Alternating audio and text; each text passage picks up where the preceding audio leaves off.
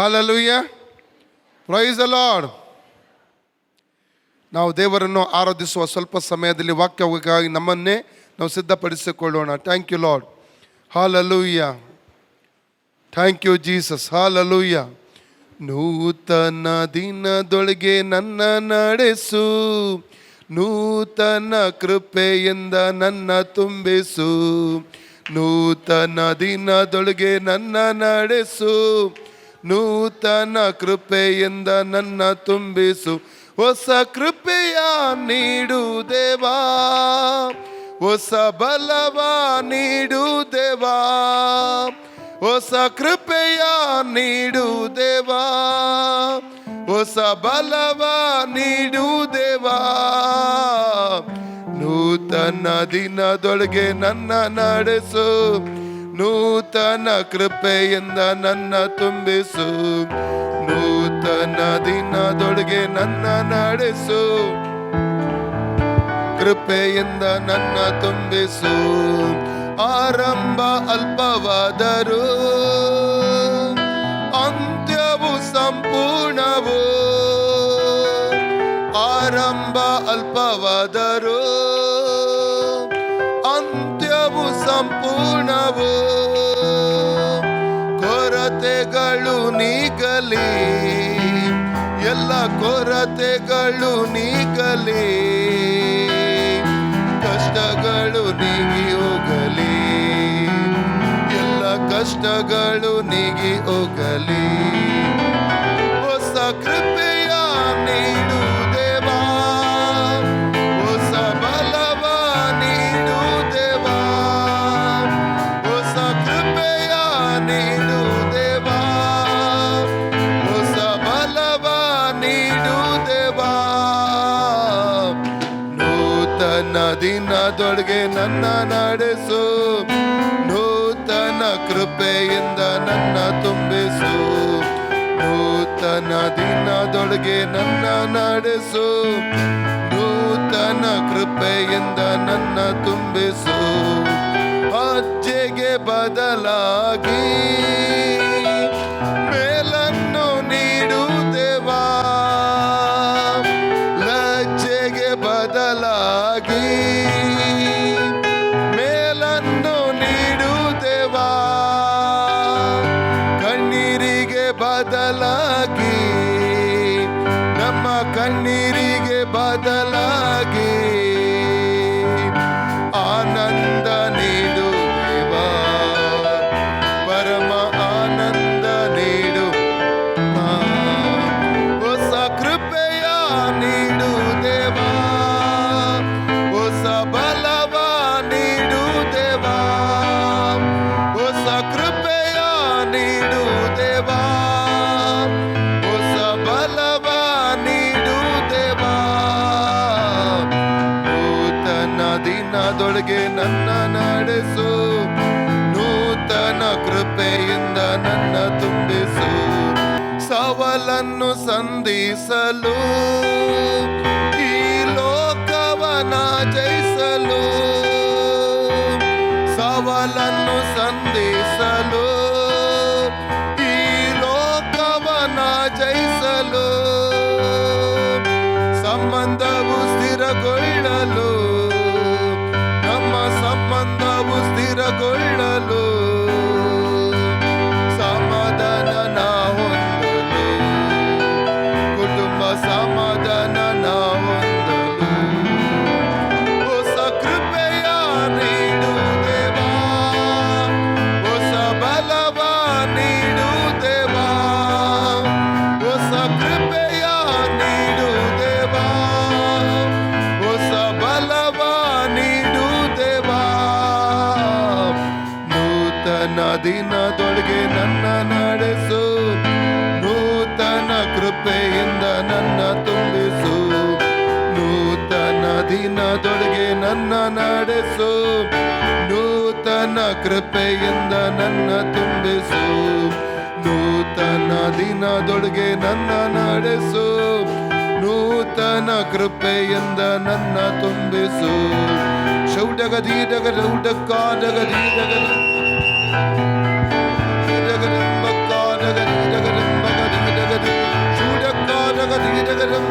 Shudagadi, Shandaragadi, Gadambadi, Gadambagadi, Dagadi, Astagadagadi, Dagadagadi, Shidagadi, Dagadagadi, Dagadambadi, Astagadagadi, Dagadagadi, Shabadabadabanagadi,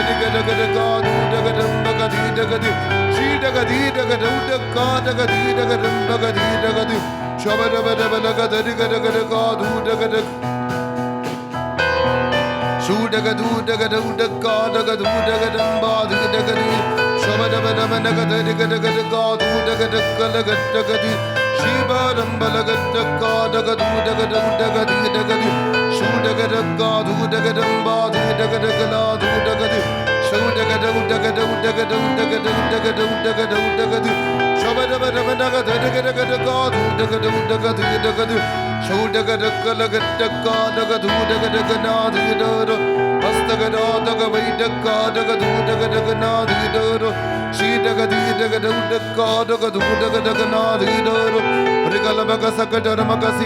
Hallelujah, glory Jesus, thank you Lord. ಆ ದೇವಾದ ದೇವನನ್ನು ಆರಾಧಿಸೋಣ ಪ್ರಿಯರೇ. ಕರಗಳನ್ನೆತ್ತಿ ಕರ್ತನಿಗೆ ವಂದನೆ ಹೇಳ್ರಿ, ಕರಗಳನ್ನೆತ್ತಿ ಕರ್ತನಿಗೆ ಸ್ತುತಿ ಮಾಡ್ರಿ. ಯೇಸುವೆ ನಿನಗೆ ವಂದನೆ ಹೇಳುತ್ತೇನೆ ಸ್ವಾಮಿ, ನಿನ್ನ ನಾಮವನ್ನು ಕೊಂಡಾಡುತ್ತೇವೆ, ನಿನ್ನ ನಾಮವನ್ನು ಘನಪಡಿಸುತ್ತೇನೆ, ನಿನ್ನ ನಾಮವನ್ನು ಮೇಲಕ್ಕೆತ್ತುತ್ತೇನೆ. ನನ್ನ ಜೀವಿತದಲ್ಲಿ ಮಾಡಿದ ಸಕಲ ಉಪಕಾರಗಳಿಗಾಗಿ ನಿನಗೆ ಸ್ತೋತ್ರ ಸಲ್ಲಿಸುತ್ತೇನೆ. Thank you lord, praise you lord, hallelujah, glory, hallelujah. ಆ ದೇವಾದ ದೇವನನ್ನು ಆರಾಧಿಸೋಣ. ಎಲ್ಲರೂ ಕೆಳಗನ್ನು ಮೇಲಕ್ಕೆತ್ತಿರಿ. ಹಲ್ಲೆಲೂಯಾ. ಕಣ್ಣನ್ನು ಮುಚ್ಚಿಕೊಳ್ಳ್ರಿ. ನಾವೆಲ್ಲರೂ ದೇವಾದ ದೇವನನ್ನು ಆರಾಧಿಸೋಣ. Thank you Lord. Oh glory, glory, glory. ಮಹಾಪವಿತ್ರ ಸ್ಥಾನಕ್ಕೆ ಬರುವೆ, ಕುರಿಯ ರಕ್ತದ ಮೂಲಕ ನಿನ್ನನ್ನಾರಾಧಿಸಲು ನಾ ಬರುವೆ, ನಿನ್ನ ಘನಪಡಿಸಲು ಬರುವೆ. ಮಹಾಪವಿತ್ರ ಸ್ಥಾನಕ್ಕೆ ಬರುವೆ, ಕುರಿಯ ರಕ್ತದ ಮೂಲಕ ನಿನ್ನನ್ನಾರಾಧಿಸಲು ನಾ ಬರುವೆ, ನಿನ್ನ ಘನಪಡಿಸಲು ಬರುವೆ. ಕರ್ತ ಆರಾಧಿಸುವೆ, ನಿನ್ನನ್ನಾರಾಧಿಸುವೆ. ಅಪ್ಪ ಆರಾಧಿಸುವೆ, ನಿನ್ನನ್ನಾರಾಧಿಸುವೆ. ನಿನ್ನ ನಾಮ ಪರಿಶುದ್ಧ, ಪರಿಶುದ್ಧ ಕರ್ತನೇ. ನಿನ್ನ ನಾಮ ಪರಿಶುದ್ಧ, ಪರಿಶುದ್ಧ ಕರ್ತನೇ. ಮಹಾಪವಿತ್ರ ಸ್ಥಾನಕ್ಕೆ ಬರುವೆ, ಕುರಿಯ ರಕ್ತದ ಮೂಲಕ ನಿನ್ನನ್ನಾರಾಧಿಸಲು ನಾ ಬರುವೆ, ನಿನ್ನ ಘನಪಡಿಸಲು ಬರುವೆ. ಮಹಾಪವಿತ್ರ ಸ್ಥಾನಕ್ಕೆ ಬರುವೆ, ಕುರಿಯ ರಕ್ತದ ಮೂಲಕ ನಿನ್ನನ್ನಾರಾಧಿಸಲು ನಾ ಬರುವೆ, ನಿನ್ನ ಘನಪಡಿಸಲು ಬರುವೆ. ಕರ್ತ ಆರಾಧಿಸುವೆ, ಯೇಸು ಆರಾಧಿಸುವೆ. ಅಪ್ಪ ಆರಾಧಿಸುವೆ, ದೇವ ಆರಾಧಿಸುವೆ. ಕರ್ತ ಆರಾಧಿಸುವೆ, ಯೇಸು ಆರಾಧಿಸುವೆ. ಅಪ್ಪ ಆರಾಧಿಸುವೆ, ದೇವ ಆರಾಧಿಸುವೆ. ನಿನ್ನ ನಾಮ ಪರಿಶುದ್ಧ, ಪರಿಶುದ್ಧ ಕರ್ತನೇ.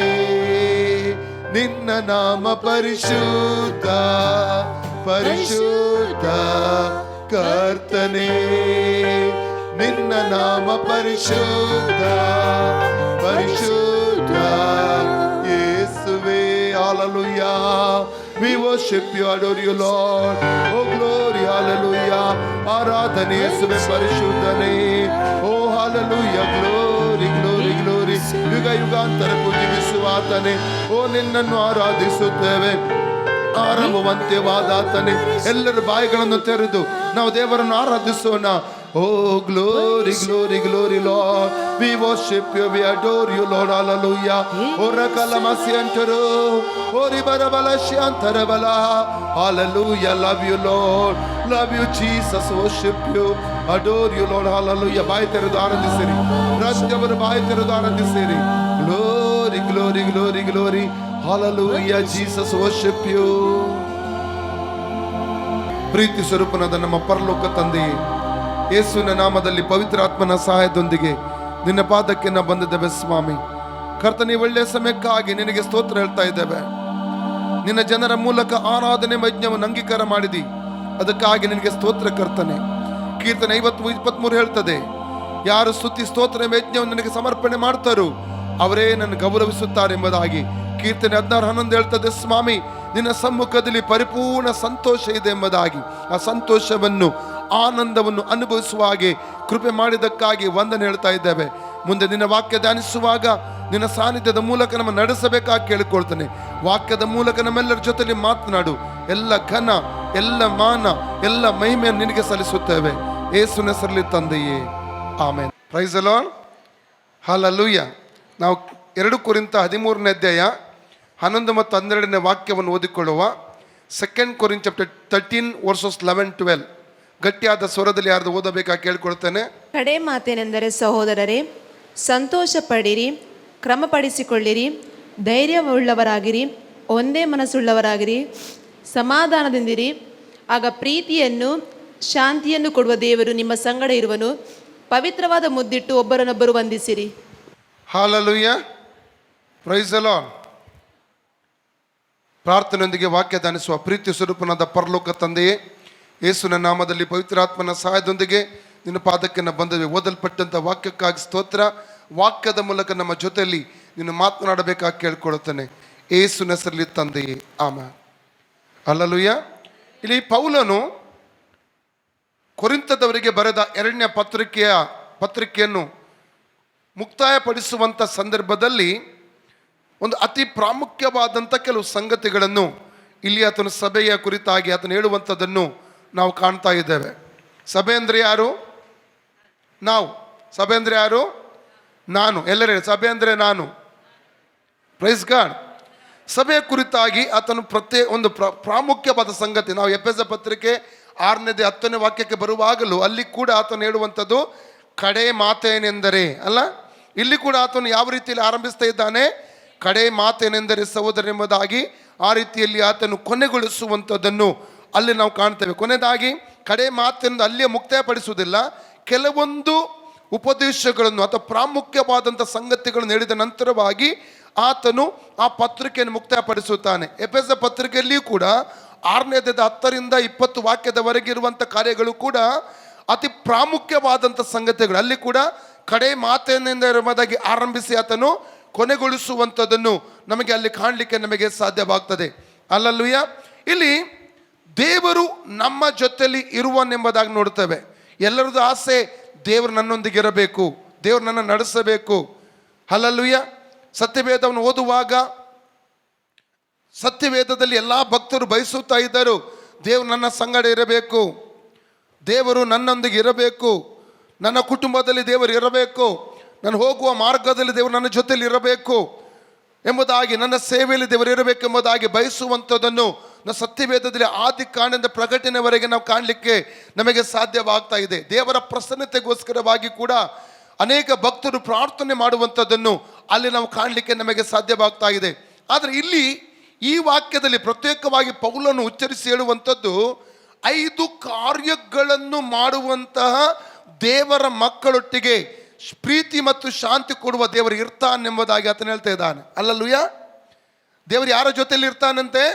ಈ 5 ಕಾರ್ಯಗಳನ್ನು ಮಾಡುವ ದೇವ ಜನರ ಜೊತೆಯಲ್ಲಿ ಪ್ರೀತಿ ಕೊಡುವ, ಶಾಂತಿ ಕೊಡುವಂಥ ದೇವರು ಇರುತ್ತಾನೆ. ಅಲ್ಲಲ್ವಯ್ಯ.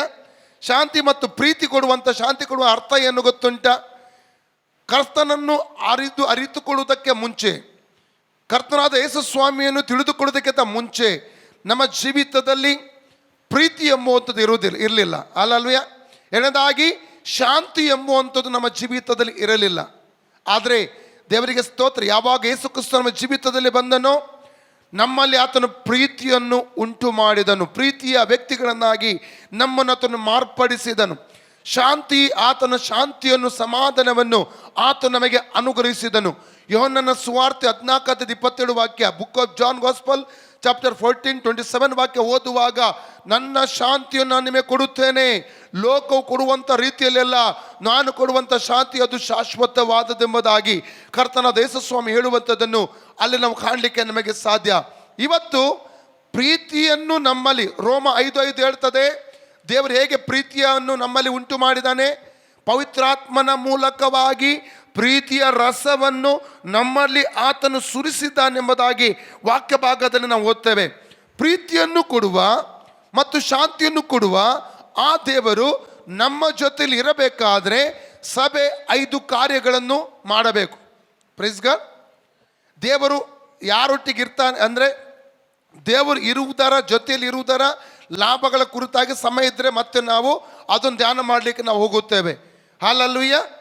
ನೋಡಿ, ಒಂದನೇದಾಗಿ ಪೌಲನು ಆರಂಭಿಸುವಂಥದ್ದು ಕಡೆ ಮಾತು ಏನೆಂದರೆ, ಸಹೋದರರೇ ಸಂತೋಷ ಪಡಿರಿ. ಏನೆಂಬುದಾಗಿ ಹೇಳ್ತಿದ್ದಾನೆ ಆತನು? ಸಂತೋಷ ಪಡಿರಿ ಎಂಬುದಾಗಿ ಆತನು ಆರಂಭಿಸ್ತಾ ಇದ್ದಾನೆ. ಸಂತೋಷ ಎಂಬುವಂಥದ್ದು ಗಲಾತ್ಯ 5:20-23 ಹೇಳಲ್ಪಟ್ಟ ಪವಿತ್ರಾತ್ಮನ 9 ಫಲಗಳಲ್ಲಿ ಒಂದಾಗಿದೆ ಸಂತೋಷ. ಅಲ್ಲಲ್ಲೂಯ್ಯ. Praise God. ಲೌಕಿಕವಾಗಿ, ಭೌತಿಕವಾದ ಜೀವಿತದಲ್ಲಿ ಲೌಕಿಕವಾಗಿ ನಮಗೆ ಕೆಲವೊಂದು ಕಾರ್ಯಗಳು ಸಿಗುವಾಗ, ಕೆಲವೊಂದು ಘಟನೆಗಳು ನಮ್ಮ ಜೀವಿತ ನಡೆಯುವಾಗ ಸಂತೋಷ ಆಗುತ್ತದೆ. ಉದಾಹರಣೆಗೆ, ಕೆಲಸದಲ್ಲಿ ಪ್ರಮೋಷನ್ ಆಗುವಾಗ, ಕೆಲಸದಲ್ಲಿ ಇನ್ಕ್ರಿಮೆಂಟ್ ಸಿಕ್ಕುವಾಗ, ವ್ಯಾಪಾರದಲ್ಲಿ ಲಾಭಗಳು ಉಂಟಾಗುವಾಗ, ವ್ಯಾಪಾರ ವಿಸ್ತರಣೆ ಆಗುವಾಗ, ಅಥವಾ ನಮಗೆ ನಮ್ಮ ಮಕ್ಕಳಿಗೆ ವಧುವರರು ಸಿಗುವಾಗ, ಮಕ್ಕಳಿಗೆ ಒಳ್ಳೆ ಅಡ್ಮಿಷನ್ ಸಿಗುವಾಗ, ಮಕ್ಕಳು ಒಳ್ಳೆ ಒಂದು ಅಂಕಗಳನ್ನು ಪಡೆದುಕೊಳ್ಳುವ ಸಂದರ್ಭದಲ್ಲಿ, ಡಿಫ್ರೆಂಟ್ ಲೌಕಿಕವಾದಂಥ ಕಾರ್ಯಗಳಲ್ಲಿ ಕೆಲವೊಮ್ಮೆ ನಮಗೇನಾಗುತ್ತದೆ, ಅಥವಾ ಮನೆ ಕಟ್ಟಿ ಮುಗಿಸುವಾಗ, ಬೇರೆ ಬೇರೆ ಕಾರ್ಯಗಳ ವೀಸಾ ಸಿಗುವಾಗ, ಬೇರೆ ಬೇರೆ ಕಾರ್ಯಗಳಲ್ಲಿ ನಮಗೇನುಂಟಾಗ್ತದೆ, ಭೌತಿಕವಾಗಿ ನಾವು ಸಂತೋಷ ಪಡುತ್ತೇವೆ. ಆದರೆ ಪೌಲನು ಇಲ್ಲಿ ಹೇಳುವಂಥ ಒಂದು ಮಾತು ಭೌತಿಕವಾದಂಥ ಸಂತೋಷದ ಕುರಿತಾಗಿ ಅಲ್ಲ. ಅಂದರೆ ಎಲ್ಲ ಸಮಯದಲ್ಲಿಯೂ ಕೂಡ ದೇವರ ಮಕ್ಕಳು ಸಂತೋಷವಾಗಿರಬೇಕು. Praise God. ಫಿಲಿಪ್ಪಿ 3:1 ವಾಕ್ಯ ಓದಿಕೊಳ್ಳಿ. ಯಾಕೆ ಪೌಲನು ಇದನ್ನು ಹೇಳ್ತಾನೆ? ನನ್ನನ್ನು ನಿಮ್ಮನ್ನು ದೃಢಪಡಿಸುವುದಕ್ಕಾಗಿ. ಓದಿ 3:1. ಕಡೆ ಮಾತೇನೆಂದರೆ, ಇಲ್ಲಿ ಕೂಡ ನೋಡಿ, ಕಡೆ ಮಾತೇನೆಂದರೆ ಎಂಬುದಾಗಿ ಆರಂಭಿಸಿ ಅವನು 3ನೇ ಅಧ್ಯಾಯ ಮಾತ್ರ 4ನೇ ಅಧ್ಯಾಯವನ್ನು ಕೂಡ ಬರೀತಾನೆ. ಅಲ್ಲಿ ಮುಗಿಲಿಲ್ಲ. ಅಲ್ಲಿ ಅದೇ ಕಡೆಯ ಮಾತು ಅತಿ ಪ್ರಾಮುಖ್ಯವಾದಂಥ ಮಾತಾಗಿದೆ. ಓದಿ. ಕಡೆ ಮಾತೇನೆಂದರೆ, ನನ್ನ ಸಹೋದರರೇ ಕರ್ತನಲ್ಲಿ ಸಂತೋಷ ಪಡಿರಿ, ಕರ್ತನಲ್ಲಿ ಸಂತೋಷ ಪಡಿರಿ. ಮೊದಲು ತಿಳಿಸಿದ ಮಾತುಗಳನ್ನು ತಿರುಗಿ ನಿಮಗೆ ಬರೆಯುವುದರಲ್ಲಿ ನನಗೇನು ಬೇಸರವಿಲ್ಲ. ನಿಮ್ಮನ್ನಾದರೂ ಅದು ದೃಢ ಮಾಡುವುದು. ಯಾಕಂದ್ರೆ ಕರ್ತನಲ್ಲಿ ಸಂತೋಷ ಪಡ್ರಿ ಎಂಬುದಾಗಿ ಹೇಳಬೇಕಾದರೆ, ನಾವು ಕ್ರಿಸ್ತನಲ್ಲಿ ಜೀವಿಸುವಾಗ ಎಲ್ಲ ಸಮಯಗಳಲ್ಲಿ ನಾವು ಸಂತೋಷವಾಗಿರಬೇಕೆಂಬುದಾಗಿ ಅಲ್ಲಿ ದೇವರು ಬಯಸ್ತಾನೆ. ಅರ್ಥ ಆಗ್ತಾ ಇದೆಯಾ? ಅದಕ್ಕಾಗಿ ನಮ್ಮನ್ನು ದೃಢಪಡಿಸಲಿಕ್ಕೆ ಪೌಲನು ಈ ಒಂದು ಮಾತುಗಳ ಮೂಲಕವಾಗಿ ನಮ್ಮನ್ನು ಪ್ರೋತ್ಸಾಹಿಸ್ತಾ ಇದ್ದಾನೆ. 4ನೇ ಅಧ್ಯಾಯ 4-7 ವಾಕ್ಯ ಓದುವ. ಫಿಲಿಪ್ಪಿ 4ನೇ ಅಧ್ಯಾಯ 4-7 ವಾಕ್ಯಗಳು. ಯಾವಾಗಲೂ ಕರ್ತನಲ್ಲಿ ಸಂತೋಷಿಸಿರಿ. ಯಾವಾಗಲೂ ಅಂದ್ರೆ ಏನು? ಕಷ್ಟಗಳು ಬರುವಾಗಲೂ, ದುಃಖಗಳು ಬರುವಾಗಲೂ, ನೋವುಗಳು ಬರುವಾಗಲೂ, ನಿಂದೆ ಬರುವಾಗಲೂ, ಹಿಂಸೆ ಬರುವಾಗಲೂ, ಕೊರತೆಗಳು ಬರುವಾಗಲೂ, ಕೆಲಸ ಕಳಕೊಳ್ಳುವಾಗಲೂ. ಹಲ್ಲೆಲೂಯಾ. Praise God. ಯಾವಾಗಲೂ ಏನು ಮಾಡಬೇಕು? ನಾವು ಕರ್ತನಲ್ಲಿ ಸಂತೋಷ ಪಡಬೇಕು. ಮೊನ್ನೆ ದಿವಸ ಬಹರೇನ್ ದೇಶಕ್ಕೆ ನಾವು ಹೋಗಿದ್ದೆವು. ಬಹರೇನ್ ದೇಶದಲ್ಲಿ ಒಬ್ಬ ಸಹೋದರ ನಾವು ರಕ್ಷಣೆ ಹೊಂದಿದ ದಿವಸಗಳಿಂದ ನಮಗೆ ಪರಿಚಯ ಅವರು. ಅವ್ರ ಜೀವಿತ ದೇವರು ಮಾಡಿದಂಥ ಅದ್ಭುತ ಸಾಕ್ಷಿ ಕೇಳುವುದಕ್ಕೆ ದೇವರು ಸಹಾಯ ಮಾಡಿದ. ಕಳೆದ ಕೆಲವು ವರ್ಷಗಳ ಹಿಂದೆ ನಾನು ಹೇಳಿಸ್ತೇನೆ, ಒಂದು 2008-9 ಇಸ್ವಿಯಲ್ಲಿ ಏನು ಅವರು ಇರುವಂಥ ಒಂದು ಕೆಲಸದಿಂದ ಅವರಿಗೆ ಇದಾಯಿತು, ಡಿಮೋಷನ್ ಆಯಿತು. ಡಿಮೋಷನ್ ಅಂದರೆ ವಾಚ್ಮೆನ್ ಮಾಡುವಂಥ ಒಂದು ಕೆಲಸ ಕೊಟ್ಟು ಬಿಟ್ರು. ಯಾಕಂದರೆ ಅವ್ರಿಗೆ ಕೆಲಸ ತೆಗೆಯಬೇಕೆಂಬುದಾಗಿ ಪ್ಲಾನ್ ಹಾಕಿದ್ದರು. ಸಂಬಳ ಕೂಡ ತುಂಬ ಕಡಿಮೆಗೆ, ಅಂದರೆ 10 ಪಟ್ಟು ಕಡಿಮೆ ಸಂಬಳ ಅವರಿಗೆ ಅಲ್ಲಿ ಕೊಟ್ಟರು. ಕೆಲವು 3-4 ಗಾಡಿಯನ್ನು ಅವರು ತೊಳೆದುಕೊಂಡು ಜೀವನ ಮಾಡ್ತಿದ್ರು. ಹೆಂಡತಿಯನ್ನು ಮಗುವನ್ನು ಊರಿಗೆ ಕಳಿಸಿದ್ರು, ಕಾರ್ಗೋಲ್ಲ ಕಳಿಸಿದ್ರು, ಊರಿಗೆ ಸ್ಕೂಲ್ ಎಲ್ಲ ಪ್ಲ್ಯಾನ್ ಮಾಡಿದರು. ಆದರೆ ಅವರು ನಂಬಿಕೆಯನ್ನು ಬಿಡದೆ, ಕರ್ತನಲ್ಲಿದ್ದಂಥ ನಂಬಿಕೆಯನ್ನು ಬಿಡದೆ, ಕರ್ತನ ಮೇಲೆ ನಂಬಿಕೆಯನ್ನು ಆ ದಿವಸಗಳಲ್ಲಿ ಫಸ್ಟ್ ಟೈಮ್ ಮೊದಲನೇ ಸಲ ನಾನು ಬಾರಿನ್ಗೆ ಹೋಗಿದ್ದೆ. ಅಂದರೆ ಫಸ್ಟ್ ಟೈಮ್ ಅಂದರೆ ನಾನು ಸೇವೆಗಂತ ಹೋಗುವಾಗ ಆ ಸಮಯದಲ್ಲಿ ಅಲ್ಲಿ ಹೋಗಿದೆ. ಆವಾಗ ನನ್ನ ಬಳಿಯಲ್ಲಿ ಅವರು ತಮ್ಮ ದುಃಖ ತೋಡಿಕೊಂಡಾಗ ಅವರಿಗೋಸ್ಕರ ಪ್ರಾರ್ಥಿಸಿ ಅವರನ್ನು ದೃಢಪಡಿಸಲಿಕ್ಕೆ ಆ ದಿವಸಗಳಲ್ಲಿ ದೇವರು ಕಾರ್ಯ ಮಾಡಿದ. ಆ ದೇವರಿಗೆ ಸ್ತೋತ್ರ.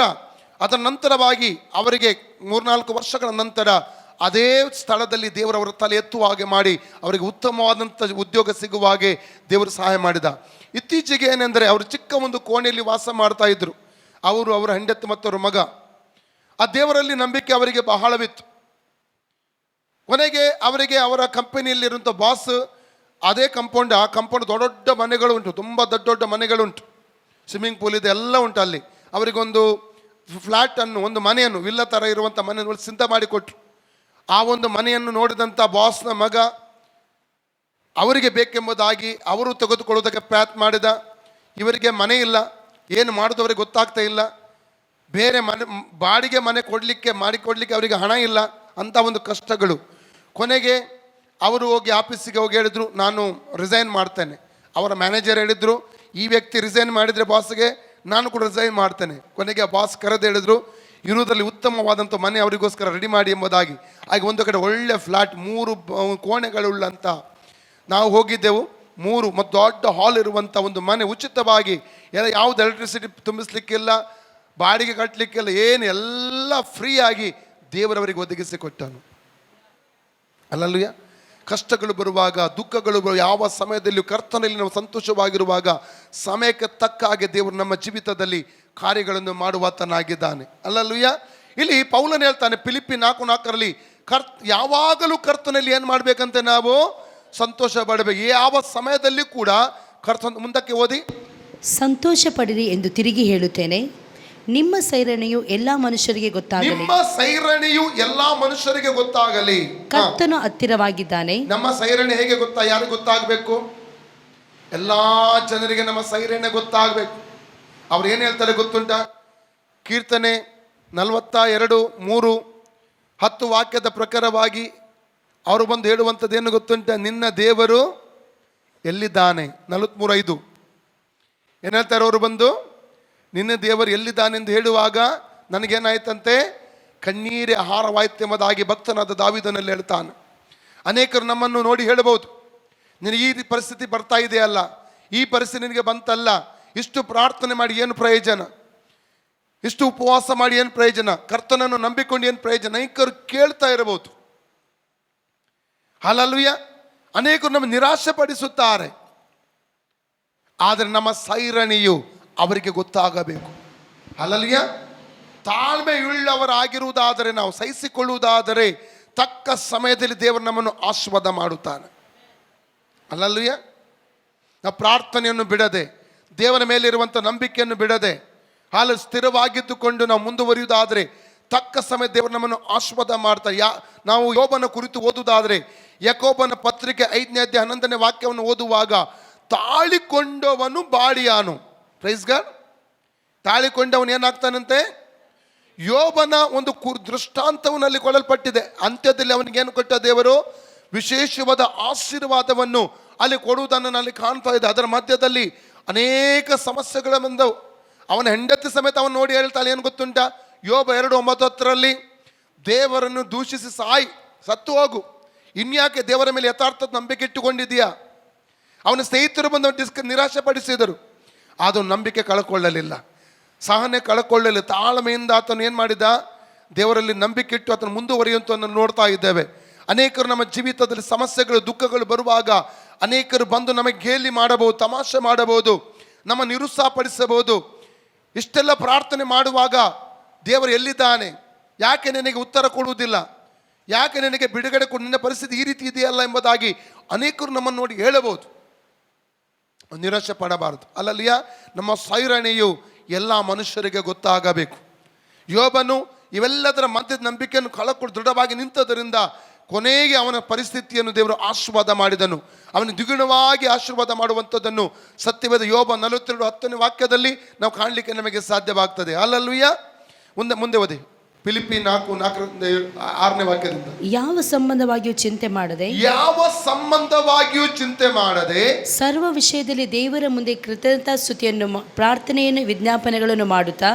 ನೋಡಿ, ಯಾವ ಸಂಬಂಧವಾಗಿ ಚಿಂತೆ ಮಾಡದೆ ದೇವರ ಮುಂದೆ, ಮೊದಲನೇದಾಗಿ ಯಾವ ಸಂಬಂಧವಾಗಿ ಚಿಂತೆ ಮಾಡಬಾರದು, ಎರಡನೇದಾಗಿ ಪ್ರಾರ್ಥನೆ ವಿಜ್ಞಾಪನೆಗಳನ್ನು ದೇವರಿಗೆ ನಾವು ಸಲ್ಲಿಸಬೇಕು, ಮತ್ತೆ ಕೃತಜ್ಞತಾ ಸ್ತುತಿಯನ್ನು, ಹೌದಾ, ಕೃತಜ್ಞ ಸ್ತುತಿಯನ್ನು ಏನ್ ಮಾಡ್ಬೇಕಂತ ನಾವು ದೇವರಿಗೆ ನಾವು ಸಮರ್ಪಣೆ ಮಾಡಬೇಕು. ಒಂದು, ಯಾವ ಸಂಬಂಧವಾಗಿ ನಾವು ಚಿಂತೆ ಮಾಡಬಾರದು. ಚಿಂತೆ ಮಾಡುವಂತ ವಿಷಯ ನಮ್ಮ ಮುಂದೆ ಇರಬಹುದು. ನಮ್ಮ ಕೆಲಸ, ನಮ್ಮ ಬಿಸ್ನೆಸ್, ಅಥವಾ ನಮ್ಮ ಆರೋಗ್ಯ, ನಮ್ಮ ಮಕ್ಕಳ ಭವಿಷ್ಯ, ಅನೇಕ ಸಂಗತಿ ಚಿಂತೆ ಮಾಡುವಂತ ಅನೇಕ ಸಂಗತಿಗಳಿರ್ಬೋದು. 1 ಪೇತ್ರ 5:7 ಹೇಳ್ತದೆ, ನಿಮ್ಮ ಚಿಂತೆಯನ್ನು ಆತನ ಮೇಲೆ ಹಾಕಿರಿ, ಆತನು ನಿಮಗೋಸ್ಕರ ಚಿಂತೆ ಮಾಡ್ತಾನೆ. ಯಾವ ಸಂಬಂಧವಾಗಿ ಚಿಂತೆ ಮಾಡದೆ ಏನು ಮಾಡಬೇಕು, ನಾವು ಪ್ರಾರ್ಥನೆ ಭಿನ್ನಗಳನ್ನು ದೇವರಿಗೆ ಅರ್ಪಿಸಬೇಕು. ಅಲ್ಲಲ್ಲಿಯ ಏನು ಮಾಡಬೇಕು, ನಾವು ವಿಜ್ಞಾಪನೆಗಳನ್ನು ದೇವರಿಗೆ ನಾವು ಮಾಡಬೇಕು. ನಮ್ಮ ವಿಷಯಗಳಿಗಾಗಿ ಏನು ಮಾಡಬೇಕು, ನಾವು ದೇವರೊತ್ತಿಗೆ ಚಿಂತೆ ಮಾಡದೆ ವಿಜ್ಞಾಪನೆ ಮಾಡಬೇಕು.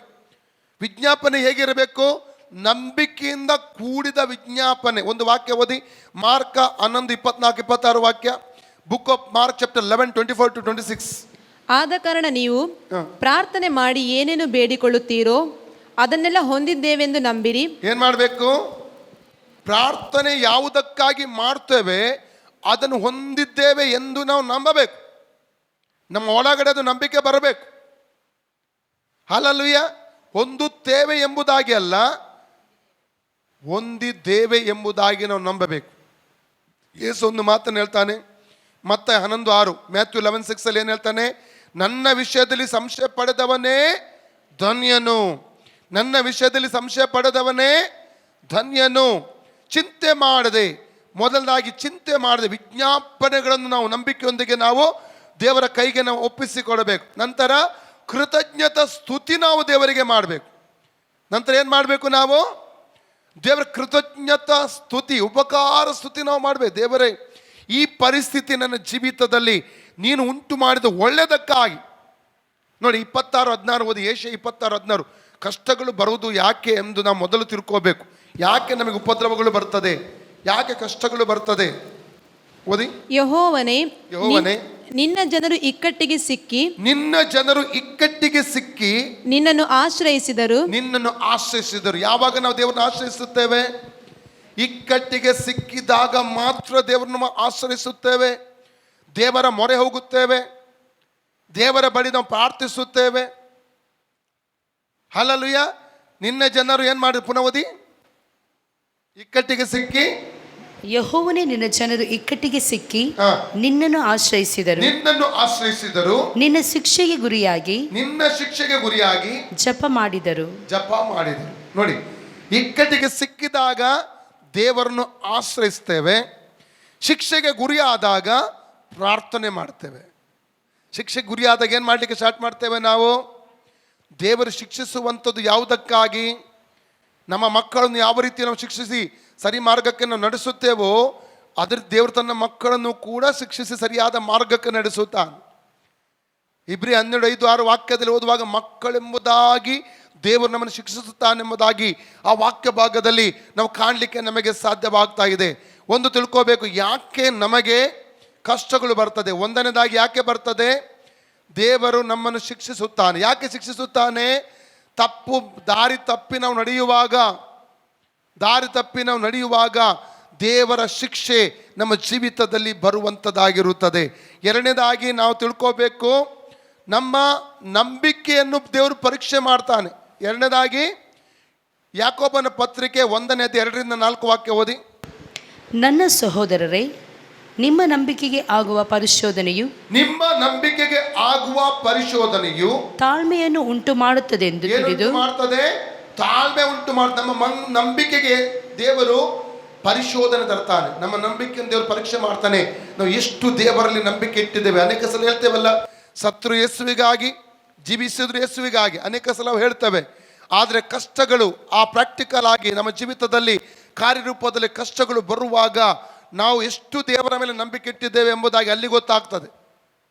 ನಮ್ಮ ನಂಬಿಕೆಗೆ ಪರಿಶೋಧನೆ ಬರ್ತದೆ. ನಾವು ಈ ಲೋಕದಲ್ಲಿ ಏನು ಕಳಕೊಂಡ್ರೂ ಕೂಡ ದೇವರ ಮೇಲಿರುವ ನಂಬಿಕೆಯನ್ನು ಮಾತ್ರ ನಾವು ಕಳಕೊಳ್ಳಬಾರದು. ಅಲ್ಲಲ್ಲಿಯ ಜೀವ ಹೋದರೂ ನಂಬಿಕೆಯಲ್ಲಿ ದೃಢವಾಗಿ ನಾವು ನಿಲ್ಲಬೇಕು. ಹಲ್ಲೆಲೂಯಾ. ದೇವರು ನಮ್ಮ ನಂಬಿಕೆಯನ್ನು ಪರೀಕ್ಷೆ ಮಾಡ್ತಾನೆ. ಈ ಕಷ್ಟಗಳ ಮೂಲಕವಾಗಿ, ಉಪದ್ರವಗಳ ಮೂಲಕವಾಗಿ ಅನುಮತಿಸಿ. ನೋಡಿ, ಇಲ್ಲಿ ನಾವು ಶದ್ರಕ್, ಮೆಷಕ್, ಅಬೇದ್ನೆಗೋ ಅವರ ಜೀವಿತವನ್ನು ಧ್ಯಾನಿಸುವುದಾದರೆ ಅವರು ದೇವರಲ್ಲಿ ನಂಬಿಕೆಯುಳ್ಳವರಾಗಿದ್ದರು. ಅಲ್ಲಿ ಅವರ ನಂಬಿಕೆಯನ್ನು ದೇವರು ಪರೀಕ್ಷೆ ಮಾಡ್ತಾನೆ. ಯಾವ ರೀತಿಯಲ್ಲಿ ಪರೀಕ್ಷೆ ಮಾಡ್ತಾನೆ ಗೊತ್ತುಂಟಾ? ಆ ದೇಶದ ಅರಸನು 27 ಮೀಟರ್ ಉದ್ದದ, 6 ಮೀಟರ್ 3 ಮೀಟರ್ ಅಗಲದ ದೊಡ್ಡ ಒಂದು ಮೂರ್ತಿಯನ್ನು ಉಂಟು ಮಾಡಿ, ಇದೇ ನಿಮ್ಮನ್ನು ಸೃಷ್ಟಿ ಮಾಡಿದ ದೇವರು, ಇದೇ ನಿಮ್ಮ ದೇವರು, ಇವನ್ನು ಆರಾಧಿಸಬೇಕೆಂಬುದಾಗಿ ಹೇಳಿದನು. ಯಾರು ಆ ಮೂರ್ತಿಯನ್ನು ಆರಾಧಿಸುವುದಿಲ್ಲವೋ ಅವರನ್ನು ಉರಿಯುವ ಆವಿಗೆಯಲ್ಲಿ ಹಾಕಲ್ಪಡುವರೆಂಬುದಾಗಿ ಆತ ಸಾರಿ ಹೇಳಿಸ್ತಾನೆ. ಎಲ್ಲರೂ ಅಡ್ಡ ಬಿದ್ದು ಆರಾಧಿಸಿದ್ದಾರೆ. ಅದು ಯಾರು ಆರಾಧಿಸಲಿಲ್ಲ? ಸತ್ಯವನ್ನು ಅರಿತಂತ ದೇವರ ಮಕ್ಕಳು ಆರಾಧಿಸಲಿಲ್ಲ. ಅವರ ನಂಬಿಕೆಗೆ ಒಂದು ಅಲ್ಲಿ ಪರೀಕ್ಷೆ. ಅವರ ನಂಬಿಕೆಗೆ ಏನಾಗಿದೆ? ಒಂದೇ ಜೀವ ಉಳಿಸ್ಕೋಬೇಕು ಅಥವಾ ಸತ್ಯಕ್ಕಾಗಿ ನಿಂತು ಜೀವವನ್ನು ಕಳ್ಕೊಳ್ಬೇಕು. ಎರಡೇ ಅವರ ಮುಂದೆ ಇರುವಂಥ ಆಯ್ಕೆಗಳು. ಇಂಥ ಅನೇಕ ಸತ್ಯಕ್ಕಾಗಿ ನಿಂತಂಥ ದೇವರ ಮಕ್ಕಳ ಜೀವಿತದಲ್ಲಿ ಇಂಥ ಅನೇಕ ಆಯ್ಕೆಗಳು ಬರ್ತದೆ. ಹಲ್ಲೆಲೂಯಾ. ನೀನು ಯೇಸುವನ್ನು ಹಿಂಬಾಲಿಸುವುದ ಆಸ್ತಿಯಲ್ಲಿ ಪಾಲು ಕೊಡುವುದಿಲ್ಲ. ನೀನು ಯೇಸುವನ್ನು ಹಿಂಬಾಲಿಸುವುದಾದ ಮನೆಯಿಂದ ನಾವು ಹೊರಗಡೆ ಹಾಕುತ್ತೇವೆ. ಕಳೆದ ದಿವಸದಲ್ಲಿ ಒಬ್ಬ ಸಹೋದರ ಇಲ್ಲಿ ಬಂದಿದ್ರು. ದುಬಾಯ್ ದೇಶದಲ್ಲಿ ಕೆಲಸ ಮಾಡ್ತಾ ಇದ್ದಾರೆ. ಇಲ್ಲಿ ಪಾಶ ಜೊತೆಯಲ್ಲಿ ಬಂದಿದ್ರು. ಅವರು 4 ವರ್ಷಗಳ ಹಿಂದೆ ಕ್ರಿಸ್ತನನ್ನು ಅಂಗೀಕಾರ ಮಾಡಿದ ಒಂದೇ ಒಂದು ಉದ್ದೇಶಕ್ಕೋಸ್ಕರ ಅವರ ಮನೆಯಿಂದ ಹೊರಗೆ ಹಾಕಲ್ಪಟ್ಟರು. ಇಲ್ಲಿ ಬಂದಾಗ ಒಂದು ಆಸೆ, ತಂದೆ ತಾಯಿಗೆ ಹೇಗಾದ ಸ್ವಾರ್ಥ ಸಾರಬೇಕು. ಇಲ್ಲಿ ಬಂದು ಅನೇಕರಿಗೆ ಸ್ವಾರ್ಥ ಹೇಳುವುದಕ್ಕೆ ದೇವರು ಅವಕಾಶ ಕೊಟ್ಟು ಅವರಿಗೆ. ನಮ್ಮ ಮನೆಯಲ್ಲಿ ಕೂತು ಅವ್ರ ತಂದೆಗೆ ಫೋನ್ ಮಾಡಿದರು. ತಂದೆ ಹೇಳಿದರು, ಮನೆಗೆ ಬರುವುದು ಬೇಡ. ಹಲ್ಲೆಲೂಯಾ. ನೀನು ಮನೆಗೆ ಬರುವುದು ಬೇಡ. ಒಂದೇ ಒಂದು ಕಾರಣ ಏನು ಗೊತ್ತುಂಟ? ಯೇಸು ಸ್ವಾಮಿಯನ್ನು ಅಂಗೀಕಾರ ಮಾಡಿದಂಥ ಒಂದೇ ಒಂದು ಕಾರಣ. ಅವ್ರು ಹೇಳ್ತಾರೆ, ಮನೆಯಲ್ಲಿರುವಾಗ, ಅವ್ರು ಚಿಕ್ಕದಿರುವಾಗ ಸ್ವತಃ ತಂದೆಯೇ ಅವರನ್ನು ಮಂತ್ರವಾದಿಯ ಮನೆಗೆ ಕರ್ಕೊಂಡು ಹೋಗ್ತಿದ್ರಂತೆ. ಸ್ವತಃ ತಂದೆಯೇ ಎಷ್ಟೋ ಮಂತ್ರವಾದಿಗಳ ಬಳಿಗೆ ಕರ್ಕೊಂಡು ಹೋಗಿದ್ದಾರಂತೆ. ಮನೆಗೆ ತಂದು ಕೂಡ ಅನೇಕ ರೀತಿಯ ಒಂದು ಇಂಥ ಕಾರ್ಯಗಳನ್ನು ಮಾಡಿದಾರಂತೆ. ಅದೆಲ್ಲ ನಡೀತದೆ. ಅದು ಯೇಸುವಿನ ಮಾರ್ಗದಲ್ಲಿ ಹೋಗುವುದು ಅವರಿಗೆ ಬೇಡ. ಯೇಸು ಸ್ವಾಮಿಯನ್ನು ಅಂಗೀಕಾರ ಮಾಡಿದಂಥ ಆತನ ಮಾರ್ಗ ನಡೆಯುವ ಒಂದೇ ಒಂದು ಕಾರಣಕ್ಕಾಗಿ ಮನೆಯಿಂದ ಅವರು ಹೊರಗೆ ಹಾಕಲ್ಪಟ್ಟರು. ನಂಬಿಕೆಗೆ ಪರೀಕ್ಷೆಗೆ ಬರುತ್ತದೆ. ಹಲ್ಲೆಲೂಯಾ. ಹಲ್ಲೆಲೂಯಾ. ಬೆಂಕಿ ಬರುವಾಗ ಮಾತ್ರ ಗೊತ್ತಾಗ್ತದೆ ಯಾರು ಸತ್ಯ ವಿಶ್ವಾಸಿಗಳು, ಯಾರು ಸುಮ್ಮನೆ ಹೆಸರಿಗಿರುವವರು ಅಂತ ಅಲ್ಲಿ ಗೊತ್ತಾಗ್ತದೆ. ಆದರೆ ಇಲ್ಲಿ ನಾವು ನೋಡ್ತೇವೆ, ಶದ್ರಕ್, ಮೆಷಕ್, ಅಬೇದ್ನೆಗೋ ವಿಷಯದಲ್ಲಿ ಅಲ್ಲಿ ನಾವು ನೋಡ್ತಾ ಇದ್ದೇವೆ. ಅವ್ರು ಏನು ಹೇಳ್ತಾರೆ ನೋಡು, 15-17 ವಾಕ್ಯ ಓದಿ. ದಾನಿಯೇಲ 3:15-17 ವಾಕ್ಯ. ಈಗಲಾದರೂ ನೀವು ಸಿದ್ಧವಾಗಿದ್ದು ತುತ್ತೂರಿ, ಕೊಳಲು, ಕಿನ್ನರಿ, ತಂಬೂರಿ, ವೀಣೆ, ವಾಲಗ ಮುಂತಾದ ಸಕಲ ವಾದ್ಯಗಳ ಧ್ವನಿಯನ್ನು ಕೇಳಿದ ಕೂಡಲೇ ಅಡ್ಡ ಬಿದ್ದು ನಾನು ನಿಲ್ಲಿಸಿದ ಪ್ರತಿಮೆಯನ್ನು ಪೂಜಿಸಿದರೆ ಸರಿ. ಇಲ್ಲವಾದರೆ ಯಾರು ಹೇಳ್ತಿದ್ದಾನೆ? ಇಲ್ಲಿ ರಾಜ ಹೇಳ್ತಿದ್ದಾನೆ. ಆ ದೇಶದ ನೆಬೂಕದ್ನೆಚ್ಚರ್ ಅರಸನ ಹೇಳ್ತಾ ಇದ್ದಾನೆ. ಮುಂದೆ ಓದಿ. ಇಲ್ಲವಾದರೆ ತಕ್ಷಣವೇ ದಗದಗನೆ ಉರಿಯುವ ಆವಿಗೆಯೊಳಗೆ ಹಾಕಲ್ಪಡುವಿರಿ. ನಿಮ್ಮನ್ನು ನನ್ನ ಕೈಯೊಳಗಿಂದ ಬಿಡಿಸಬಲ್ಲ ದೇವರು ಯಾರು ಎಂದು ಹೇಳಿದನು. ಇದನ್ನು ಕೇಳಿ ಶದ್ರಕ್, ಮೇಷಕ್, ಅಬೇದ್ನೆಗೋ ಎಂಬವರು ರಾಜನಿಗೆ, ನೆಬೂಕದ್ನೆಚ್ಚರನೇ, ಈ ವಿಷಯದಲ್ಲಿ ನಾವು ನಿನಗೆ ಏನೂ ಹೇಳಬೇಕಾಗಿಲ್ಲ. ಅರಸೇ, ನಾವು ಸೇವಿಸುವ ದೇವರಿಗೆ ಚಿತ್ತವಿದ್ದರೆ ಆತನು ಈ ವಾಕ್ಯ ನೆನಪಿಟ್ಟುಕೊಳ್ಬೇಕು. ನಾವು ಸೇವಿಸುವ ದೇವರಿಗೆ ಚಿತ್ತ ಇದ್ದರೆ ಮುಂದೆ ಆತನು ಧಗಧಗನೆ ಉರಿಯುವ ಆ. ಆವಿಗೆಯೊಳಗಿಂದ ನಮ್ಮನ್ನು ಬಿಡಿಸಬಲ್ಲನು. ಹಾಲೆಲೂಯ. ಬಿಡಿಸಬಲ್ಲನು, ಅದಕ್ಕೆ ತಾಕತ್ತಿದೆ, ಶಕ್ತಿವಂತನು ಆತನು, ಸರ್ವಶಕ್ತನು ನಮ್ಮ ದೇವರು, ಭೂಮಿ ಆಕಾಶಗಳ ಒಡೆಯನು. ಹಾಲೆಲೂಯ. ಬಿಡಿಸುವುದಕ್ಕೆ ತಾಕತ್ತಿದೆ.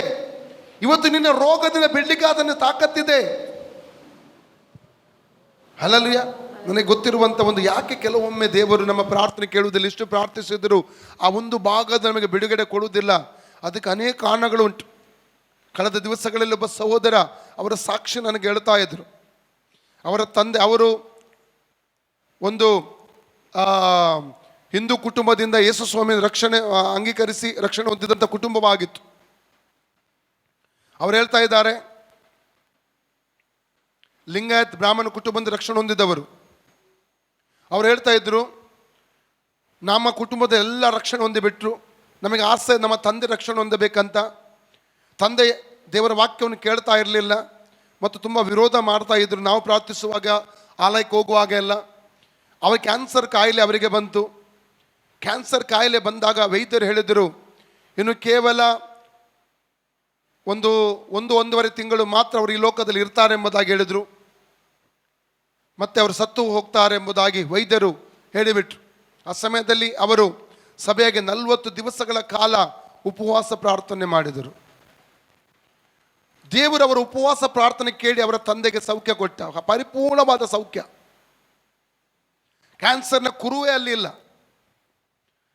ಅವರು ಸಭೆಗೆ ಬಂದರು, ಯೇಸುವನ್ನು ಅಂಗೀಕರಿಸಿದ್ರು, ದೀಕ್ಷೆ ತೆಗೆದುಕೊಂಡ್ರು. ಸ್ವಲ್ಪವೇ ದಿವಸದಲ್ಲಿ ಆತ್ಮಿಕವಾಗಿ ಹಿಂಜಾರಿ ಹೋದರು. ಬೇರೊಂದು ಹೆಂಗಸಿನ ಸಹವಾಸ ಕೂಡ ಉಂಟಾಯ್ತು ಅವರಿಗೆ. ಆ ಸಹೋದರ ಅವತ್ತು ಹೇಳ್ತಾ ಇದ್ರು, ನಮ್ಮ ತಂದೆಗೆ ಕ್ಯಾನ್ಸರ್ ಕಾಯಿಲೆ ಹಾಗೆ ಇರಬೇಕಾಗಿತ್ತು. ಕಾರಣ ಅವರು ನಂಬಿಕೆಯಲ್ಲಿ ನಿಲ್ತಾ ಇದ್ರು, ಸಾಯುವವರೆಗೆ ನಂಬಿಕೆಯಲ್ಲಿ ನಿಲ್ತಾ ಇದ್ರು, ಅವರಿಗೆ ನಿತ್ಯ ಜೀವ ಆದರೂ ಸಿಗ್ತಾ ಇತ್ತು. ಗುಣ ಆದದ್ದರಿಂದಾಗಿ ಅವರು ದೇವರನ್ನು ಬಿಟ್ಟು ಅವರು ಹೋದರು. ಅನೇಕ ಸಲ ಕಷ್ಟಗಳು ದೂರವಾದಾಗ ನಮ್ಮಿಂದ ನಾವು ದೇವರನ್ನು ಬಿಟ್ಟು ಅಗಲಿ ಹೋಗುತ್ತೇವೆ. ಕೆಲವೊಮ್ಮೆ ದೇವರು ನಮ್ಮ ಜೀವಿತಕ್ಕೆ ನಿರ್ದಿಷ್ಟವಾದ ಬಿಡುಗಡೆಗಾಗಿ ನಾವು ಪ್ರಾರ್ಥಿಸುವಾಗ ತಕ್ಕ ಸಮಯದ ದೇವರು ನಮಗೆ ಬಿಡುಗಡೆ ಕೊಡುವುದಿಲ್ಲ. ಅದಕ್ಕೆ ಕೆಲವು ಕಾರಣಗಳಿದೆ, ನಮಗೆ ಗೊತ್ತಿಲ್ಲ, ದೇವರಿಗೆ ಗೊತ್ತು ಅದು ಕಾರಣಗಳು. ಕೆಲವರಿಗೆ ತಕ್ಷಣ ಬಿಡುಗಡೆ ಸಿಗ್ತದೆ. ನಮಗೆ ನಮ್ಮ ಮೇಲೆ ನಂಬಿಕೆ, ನಾವು ಹಿಂಜರಿಯುವುದಿಲ್ಲ, ನಿಲ್ತೇವೆ. ಅನೇಕ ಸಲ ಹೇಳ್ತೇವೆ. 1 ಕೊರಿಂಥ 10:13 ಏನು ಹೇಳ್ತದೆ? 1 ಕೊರಿಂಥ 10:12 ಏನು ಹೇಳ್ತದೆ? 1 ಕೊರಿಂಥ 10:12 ನಿಂತಿದೆ ನೆಮ್ಮದಾಗಿ ನೆನೆಸುವನು ಬೀಳದಂತೆ ಎಚ್ಚರಿಕೆ ವಹಿಸಲಿ. ನಿಂತಿದೆ ನೆಮ್ಮದಾಗಿ ನೆನೆಸುವವನು ಬೀಳದಂತೆ ಎಚ್ಚರಿಕೆ ವಹಿಸಲಿ. ದೇವರು ಸರ್ವಭೌಮನು, ನಮ್ಮ ಭವಿಷ್ಯತ್ತನ್ನು ಎಲ್ಲವನ್ನು ಅರ್ಥ ತಿಳಿದಿದ್ದಾನೆ. ಅದಕ್ಕೋಸ್ಕರವಾಗಿ ಕೆಲವೊಂದು ಕೇಳುವಂಥ ಕೆಲವೊಂದು ಕಾರ್ಯಗಳಲ್ಲಿ, ಭಾಗಗಳಲ್ಲಿ ನಮ್ಗೆ ಬೇಕಾದ ಬಿಡುಗಡೆ ಆತನು ಕೊಡುವುದಿಲ್ಲ. ಅದರರ್ಥ ದೇವರ ಮೇಲೆ ನಾವು ಕೋಪಗೊಳ್ಳುವುದಲ್ಲ, ದೇವರ ಮೇಲೆ ಬೇಸರ ಪಡುವುದೂ ಅಲ್ಲ. ಇಲ್ಲಿ ಈ ಶದ್ರಕ್ ಮೇಷಕ್ ಅಬೇದ್ನೆಗೋ ಉಪಯೋಗಿಸಿದಂಥ ಪದ ನನಗೆ ತುಂಬ ಇಷ್ಟ ಪದ. ಏನು ಗೊತ್ತುಂಟ? ಚಿತ್ತ ಇದ್ದರೆ ಆತನಿಗೆ ಬಿಡಿಸ್ಲಿದ್ದಾನೆ. ಆತನಿಗೆ ದೊಡ್ಡ ಕೆಲಸ ಅಲ್ಲ ಬಿಡುಗಡೆ ಮಾಡಲಿಕ್ಕೆ, ಆದರೆ ಆತನಿಗೆ ಚಿತ್ತ ಇದ್ದರೆ. ಓದಿ 16-17 ವಾಕ್ಯ ಸಿಸ್ಟರ್. ಇದನ್ನು ಕೇಳಿ ಶದ್ರಕ್ ಮೇಷಕ್ ಅಬೇದ್ನೆಗೋ ಎಂಬವರು ರಾಜನಿಗೆ, ನೆಬೂಕದ್ನೆಚ್ಚರೇ, ಈ ವಿಷಯದಲ್ಲಿ ನಾವು ನಿನಗೆ ಏನು ಹೇಳಬೇಕಾಗಿಲ್ಲ. ಅರಸೆ, ನಾವು ಸೇವಿಸುವ ದೇವರಿಗೆ ಚಿತ್ತವಿದ್ದರೆ ಆತನು ಅಲ್ಲಿ ಶದ್ರಕ್ ಮೇಷಕ್ ಅಬೇದ್ನೆಗೋ ಈ ರೀತಿ ಹೇಳ್ತಾ ಇಲ್ಲ, ನಮ್ಮ ಚಿತ್ತ ನಮಗೆ ಬಿಡುಗಡೆ ಬೇಕು ಆ ರೀತಿ ಹೇಳ್ತಾ ಇಲ್ಲ. ಆತನಿಗೆ ಚಿತ್ತ ಇದ್ದರೆ ಬಿಡಿಸ್ತಾನೆ. ಆತನಿಗೆ ನಮ್ಮ ಮಾತು ಹೇಗಿರಬೇಕು? ಆತನಿಗೆ ಚಿತ್ತ ಇದ್ದರೆ, ಆತನಿಗೆ ಇಷ್ಟ ಇದ್ದರೆ ನನ್ನ ರೋಗವನ್ನು ಸೌಖ್ಯ ಮಾಡುವನು. ಆತನಿಗೆ ಚಿತ್ತ ಇದ್ದರೆ ನನಗೆ ಕಳಕೊಂಡ ಕೆಲಸ ಕೊಡುವನು. ಆತನಿಗೆ ಚಿತ್ತ ಇದ್ದರೆ ನಾನು ಅಮೆರಿಕ ದೇಶಕ್ಕೆ ಹೋಗುವೆನು. ಆತನಿಗೆ ಚಿತ್ತ ಇದ್ದರೆ ನಾನು ದುಬೈ ದೇಶಕ್ಕೆ ಹೋಗುವೆನು. ಆತನಿಗೆ ಚಿತ್ತ ಇದ್ದರೆ ಆ ಹುಡುಗಿ ಜೊತೆ ನನ್ನ ಮದುವೆ ಆಗುವುದು. ಆತನ ಚಿತ್ತ ಇದ್ದರೆ ಆ ಹುಡುಗ ಜೊತೆಯಲ್ಲಿ ನನ್ನ ಮದುವೆ ಆಗುವುದು. ಚಿತ್ತ. ಹಲ್ಲೆಲೂಯ. ನಾವು ದೇವರ ಚಿತ್ತವನ್ನು ಅವಲಂಬಿಸಿಕೊಂಡಿರಬೇಕು. ಪರೀಕ್ಷೆ ಬರ್ತದೆ, ನಮ್ಮ ನಂಬಿಕೆಗೆ ಪರೀಕ್ಷೆ ಬರ್ತದೆ. ನಂಬ್ತೇನಂತ ಎಲ್ಲರೂ ಹೇಳ್ತಾರೆ. ಆ ನಂಬಿಕೆಯ ಪರೀಕ್ಷೆಯಲ್ಲಿ ಯಾರು ಪಾಸ್ ಆಗ್ತಾರೆ, ಯಾವಾಗ ಪಾಸ್ ಆಗ್ತಾರೆ ಗೊತ್ತುಂಟ? ಆ ಪರಿಸ್ಥಿತಿಯಲ್ಲಿ ಅವರು ಹಾದು ಹೋಗುವಂಥ ಸಂದರ್ಭದಲ್ಲಿ, ಆಯಾಯ ಪರಿಸ್ಥಿತಿಯಲ್ಲಿ ಅವರವರು ಹಾದು ಹೋಗುವಾಗ ಗೊತ್ತಾಗ್ತದೆ ಅವರೆಷ್ಟು ಸ್ಥಿರವಾಗಿದ್ದಾರೆ ಎಂಬುದಾಗಿ. ಹಲ್ಲೆಲೂಯಾ. ನಮ್ಮ ದೇವರಿಗೆ ಚಿತ್ತ ಇದ್ದರೆ, ಪುನಃ ಓದಿ, ಕಂಟಿನ್ಯೂ ಮಾಡಿ 17ನೇ ವಾಕ್ಯ ಓದಿ ಸಿಸ್ಟರ್. ನಾವು ಸೇವಿಸುವ ದೇವರಿಗೆ ಚಿತ್ತವಿದ್ದರೆ ಆತನು ಧಗಧಗನೆ ಉರಿಯುವ ಆವಿಗೆಯೊಳಗಿಂದ ನಮ್ಮನ್ನು ಬಿಡಿಸಬಲ್ಲನು. ಹೇಗೂ ನಿನ್ನ ಕೈಯಿಂದ ನಮ್ಮನ್ನು ಬಿಡಿಸುವನು. ಚಿತ್ತವಿಲ್ಲದಿದ್ದರೂ ರಾಜನೇ,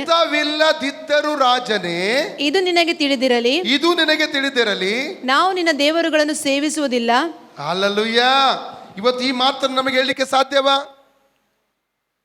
ದೇವರು ನನ್ನನ್ನು ಗುಣಪಡಿಸದಿದ್ದರೆ, ದೇವರು ನನ್ನ ಕೊರತೆ ನೀಗಿಸದೆ ಹೋದರೆ, ದೇವರು ನನ್ನ ಪ್ರಾರ್ಥನೆ ಕೇಳದೆ ಹೋದರೆ ನಾನು ಆ ದೇವರನ್ನು ಆರಾಧಿಸುತ್ತೇನೆ.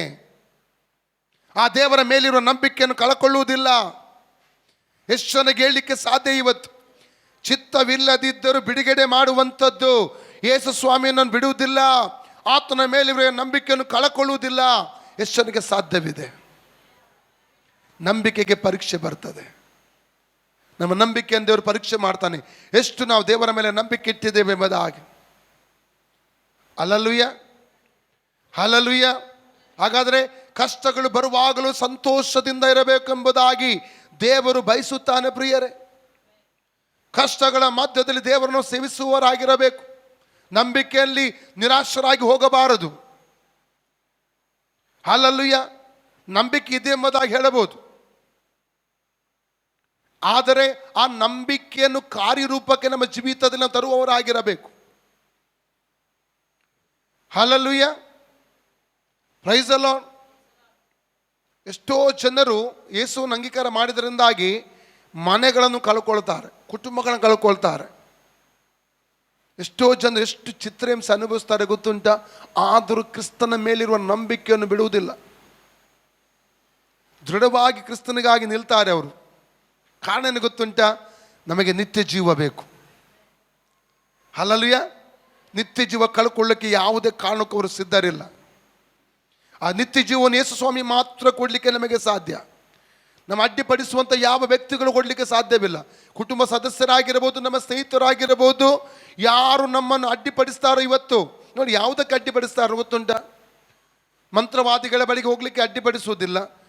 ಕುಡಿಯುವಂಥದ್ದು, ಜೂಜಾಡುವಂಥದ್ದು, ಬೇರೆ ಯಾವುದೇ ತಪ್ಪು ಕೆಲಸ ಮಾಡುವಾಗ ಯಾರು ನಮ್ಮನ್ನು ಅಡ್ಡಿಪಡಿಸುವುದಿಲ್ಲ. ಸತ್ಯ ಮಾರ್ಗಕ್ಕೆ ನಾವು ನಡೆಯುವಾಗ ಅಲ್ಲಿ ಅಡ್ಡಿ ಬರ್ತದೆ. ಹಲ್ಲೆಲೂಯಾ.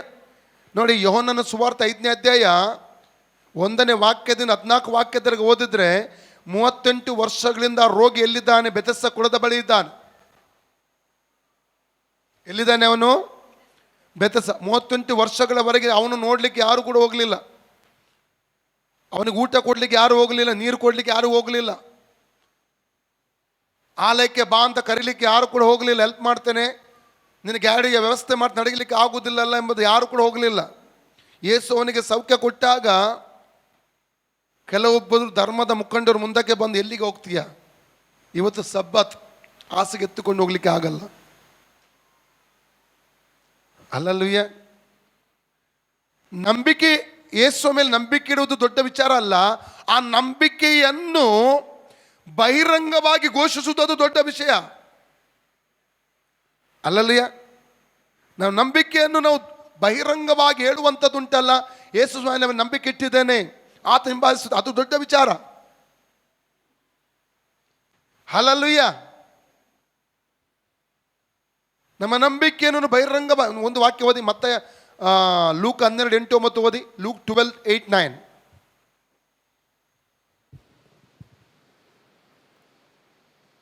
ನಾನು ನಿಮಗೆ ಹೇಳುತ್ತೇನೆ, ಯಾವನು ಮನುಷ್ಯರ ಮುಂದೆ ತಾನು ಯೇಸುವಿನವನೆಂದು ಒಪ್ಪಿಕೊಳ್ಳುವನೋ, ಮನುಷ್ಯ ಕುಮಾರನು ಸಹ ಅವನು ದೇವದೂತರ ಮುಂದೆ ತನ್ನವನೆಂದು ಒಪ್ಪಿಕೊಳ್ಳುವನು.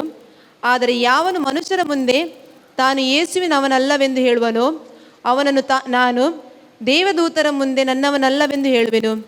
ಹಲ್ಲೆಲೂಯಾ. ನಾನು ಸಭೆಯಲ್ಲಿ ಈ ಒಂದು ಘಟನೆ ಹೇಳಿದ್ದೇನೆ. ಅದು ಕೆಲವು ವರ್ಷಗಳ ಹಿಂದೆ ನಡೆದಂಥ 2003-4ನೇ ವರ್ಷದಲ್ಲಿ ನಡೆದಂಥ ಘಟನೆ ಅದು. ನನ್ನ ಸ್ನೇಹಿತ ಪಾಶೆ ಗೊತ್ತಿರುವಂಥ ಒಂದು ವಿಚಾರ ಅದು. ಅವರ ಸಭೆಯ ಹತ್ರ ನಡೆದಂಥ ಘಟನೆ ಗೋವಾದಲ್ಲಿ. ಒಂದು ಹಿಂದೂ ಕುಟುಂಬದಿಂದ ಒಂದು ಕುಟುಂಬ ರಕ್ಷಣೆ ಹೊಂದಿತ್ತು. ಆ ಗಂಡ ಕುಡುಕ, ಜೂಜುಕೋರ, ಕೆಲಸ ಕೂಡ ಮಾಡ್ತಾ ಇರಲಿಲ್ಲ. ಅವ್ರ ಹೆಂಡತಿ ಪಾಪ 4-5 ಮನೆಗೆ ಹೋಗಿ ಪಾತ್ರೆ ತೊಳೆದು ಮನೆಗಳನ್ನು ಕ್ಲೀನ್ ಮಾಡಿ ಸ್ವಲ್ಪ ಹಣ ಬರ್ತಾಯಿತ್ತು. 2-3 ಮಕ್ಕಳಿದ್ದರು, ಮಕ್ಕಳನ್ನು ಸಾಕ್ತಾಯಿದ್ರು. ಆದರೆ ಆ ಹಣವನ್ನು ಕೂಡ ಈ ಪತಿ ಏನು ಮಾಡ್ತಾಯಿದ್ದ, ಹೋಗಿ ಕಸಿದುಕೊಂಡು ಹಣವನ್ನು ಕಸಿದುಕೊಂಡು ಕುಡಿತಿದ್ದ, ಜೂಜಾಡ್ತಾ ಇದ್ದ.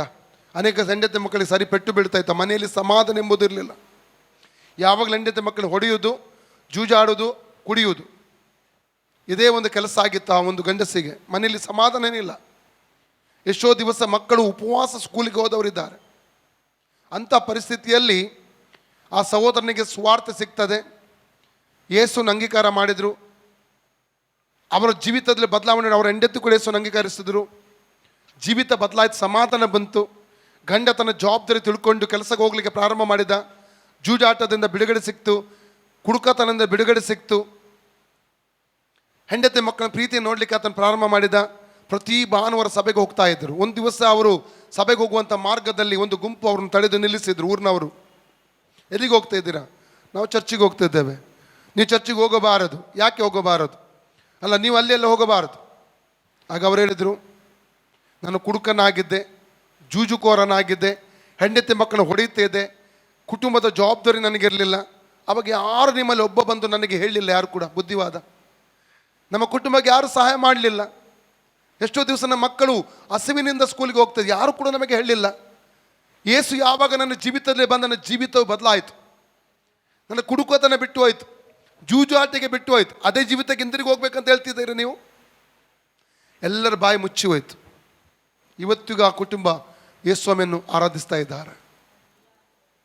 ಅಲ್ಲಲ್ವಿಯ, ಮನುಷ್ಯರು ಅನೇಕರು, ಸೈತಾನ ಮನುಷ್ಯರನ್ನು ಕಳಿಸ್ತಾನೆ ನಮ್ಮ ನಂಬಿಕೆಯನ್ನು ಕೆಡಿಸುವುದಕ್ಕೋಸ್ಕರವಾಗಿ. ಒಂದು ವಾಕ್ಯ ಓದಿ, ಯೋಹನ್ನ 12:42-43 ವಾಕ್ಯ ಓದಿ. ಯೋಹನ್ನನ ಸುವಾರ್ತೆ 12:42-43. ಆದರೂ ಹಿರಿ ಸಭೆಯವರಲ್ಲಿಯೂ ಅನೇಕರು ಆತನನ್ನು ನಂಬಿದರು. ಆದರೆ ತಮಗೆ ಸಭೆಯಿಂದ ಬಹಿಷ್ಕಾರವಾದೀತೆಂದು ಫರಿಸಾಯರಿಗೆ ಅಂಜಿಕೊಂಡು ಅದನ್ನು ಜನರ ಮುಂದೆ ಹೇಳಲಿಲ್ಲ. ಯಾಕಂದರೆ ದೇವರಿಂದ ಬರುವ ಮಾನಕ್ಕಿಂತ ಮನುಷ್ಯರಿಂದ ಬರುವ ಮಾನವೇ ಅವರಿಗೆ ಇಷ್ಟವಾಗಿತ್ತು. ಅನೇಕ ಸಲ ನಮಗೆ ನಾವು ಹೋಗುವಂಥ ಸಭೆಯವರ ಭಯ, ಧರ್ಮದವರ ಭಯ, ಕುಟುಂಬದವರ ಭಯ, ಸ್ನೇಹಿತರ ಭಯ. ಅಲ್ಲಲ್ಲಿಯ, ನೀವು ಕೆಲಸ ಕಳ್ಕೊಂಡು 4 ದಿವಸ ರೋಗದಲ್ಲಿ ಬಿದ್ದು ನಾಗಿಲೆ ಹಾಸಿಗೆಲೆ ಮಲಗಿ, ಯಾರೂ ಇಲ್ಲ ನೋಡಿ, ಯಾರು ಬರಲ್ಲ. ನೀವು ಆ ಸಮಯದ ಯಾರಿಗೂ ಫೋನ್ ಮಾಡಿ, ಫೋನ್ ಕೂಡ ಎತ್ತಲ್ಲ ನಿಮ್ಮದು, ಕಾಣಿ ಸಹಾಯ ಕೇಳ್ತೀರಂತ. ಇದು ಲೋಕ. ಯೇಸು ಮಾತ್ರ ನಮಗೆ ಸಹಾಯ ಮಾಡ್ತಾನೆ. Hallelujah, hallelujah. ಆದ ಕಾರಣ ಮನುಷ್ಯರ ಭಯವನ್ನು ಬಿಡಬೇಕು. ಮನುಷ್ಯರ ಭಯ ನಮಗೆ ಏನು ತರ್ತದೆ?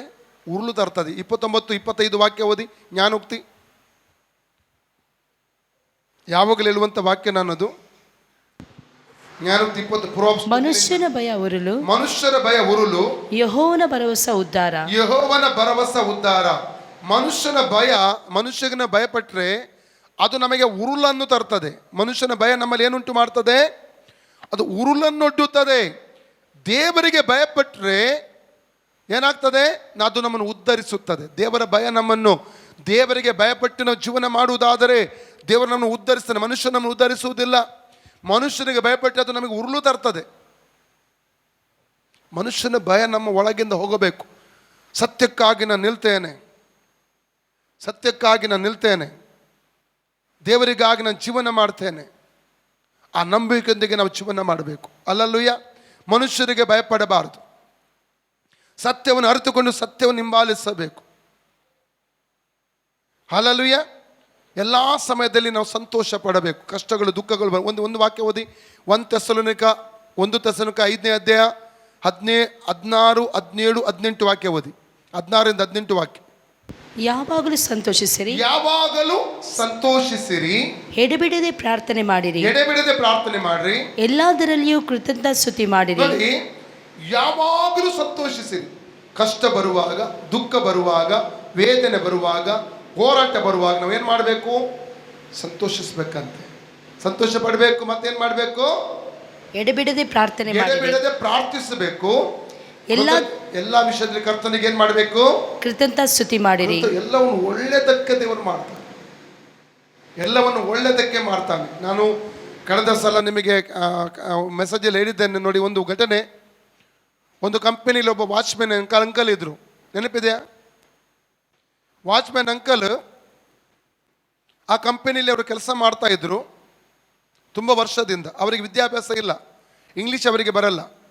ಒಂದು ಸಹ ಕಂಪನಿಯವರನ್ನು ಕರೆದು ಕೇಳ್ತಾ ಇದ್ದಾರೆ, ಕಂಪನಿಯ ಮ್ಯಾನೇಜ್ಮೆಂಟ್, ಅಂಕಲ್ ನೀವು ಇನ್ನೂ ನಿಮ್ಮನ್ನು ಕೆಲಸದಲ್ಲಿ ಮುಂದುವರಿಸಬೇಕಾದರೆ ಇಂಗ್ಲೀಷ್ ಕಲಿಯಬೇಕು. ಆಗ ಅವ್ರು ಹೇಳಿದ್ರು, ಇಷ್ಟು ವರ್ಷ ನೀವು ನನಗೆ ಪ್ರಾಯ ಆಯಿತು, ಈ ಕಂಪನಿ ಇಷ್ಟು ವರ್ಷ ದುಡಿತಾ ಇದ್ದೇನೆ, ನಾನು ಇನ್ನೂ ಎಲ್ಲಿ ಇಂಗ್ಲೀಷ್ ಕಲಿಯೋದು ಎಂಬುದಾಗಿ. ಆಗ ಅವರು ಹೇಳಿದ್ರು, ಕಂಪನಿಯವರು, ಇಲ್ಲ ನೀವು ಕೆಲಸ ಕಳ್ಕೊಳ್ಬೇಕಾಗ್ತದೆ, ಇಂಗ್ಲೀಷ್ ಬರುವಂಥ ವ್ಯಕ್ತಿಯನ್ನು ಇಡ್ತೇವೆ ಎಂಬುದಾಗಿ ಹೇಳಿದ್ರು. ಕೊನೆಗೆ ಅವ್ರ ಕೆಲಸ ಹೋಯಿತು, ಸ್ವಲ್ಪ ಏನು ಹಣ ಸಹ ಅವ್ರಿಗೆ ಸಿಕ್ಕಿತ್ತು. ಅದು ತಗೊಂಡು ಮನೆಗೆ ಹೋಗಲಿಲ್ಲ ಅವರು ಸಿಟಿ ಕಡೆಗೆ ಹೋದರು. ಒಂದು ಕಡೆ ಟೆನ್ಷನಲ್ಲಿ ನಿಂತುಕೊಂಡಿದ್ದಾರೆ. ಇನ್ನು ಮುಂದೆ ಏನು ಮಾಡೋದು, ಈ ಪ್ರಾಯದಲ್ಲಿ ಏನು ಮಾಡಲಿಕ್ಕೆ ಆಗ್ತದೆ ಕೆಲಸ ಯೋಚನೆ ಮಾಡ್ತಾ ಇದ್ದಾರೆ. ಅವರು ಯೇಸುವನ್ನು ಅಂಗೀಕರಿಸಿದ ಒಬ್ಬ ವಿಶ್ವಾಸಿ ಆಗಿದ್ದರು, ಕ್ರೈಸ್ತ ವಿಶ್ವಾಸಿ. ಅವರು ಯೇಸುವಿನ ಮೇಲೆ ಪೂರ್ಣ ನಂಬಿಕೆ ಅವರಿಗಿತ್ತು. ಒಂದು ನಿಂತಿರುವಾಗ ಬದಿಲಿ ಒಬ್ಬ ಚಿಕ್ಕ ಬಾಕ್ಸ್ ಇಟ್ಟು ಒಬ್ಬ ವ್ಯಕ್ತಿ ವ್ಯಾಪಾರ ಮಾಡ್ತಾ ಇದ್ದಾರೆ. ಯೇಸುವೆ ಅವರು ಮನಸ್ಸಲ್ಲಿ ಹಾಕಿದ್ರು, ಈ ಚಿಕ್ಕ ಬಾಕ್ಸ್, ನೀನೊಂದು ಚಿಕ್ಕ ಇರುವಂಥ ಸ್ವಲ್ಪ ಹಣದಲ್ಲಿ ಒಂದು ಚಿಕ್ಕ ಬಾಕ್ಸ್ ತಕ್ಕೋ, ವ್ಯಾಪಾರ ಆರಂಭಿಸು, ನಾನು ಆಶೀರ್ವಾದ ಮಾಡ್ತೇನೆ. ಅವರು ಹೋಗಿ ಒಂದು ಬಾಕ್ಸ್, ಇರುವಂಥ ಹಣದಲ್ಲಿ ಒಂದು ಬಾಕ್ಸ್ ತಗೊಂಡು ಬಂದು ಅವರು ವ್ಯಾಪಾರ ಸ್ಟಾರ್ಟ್ ಮಾಡಿದರು.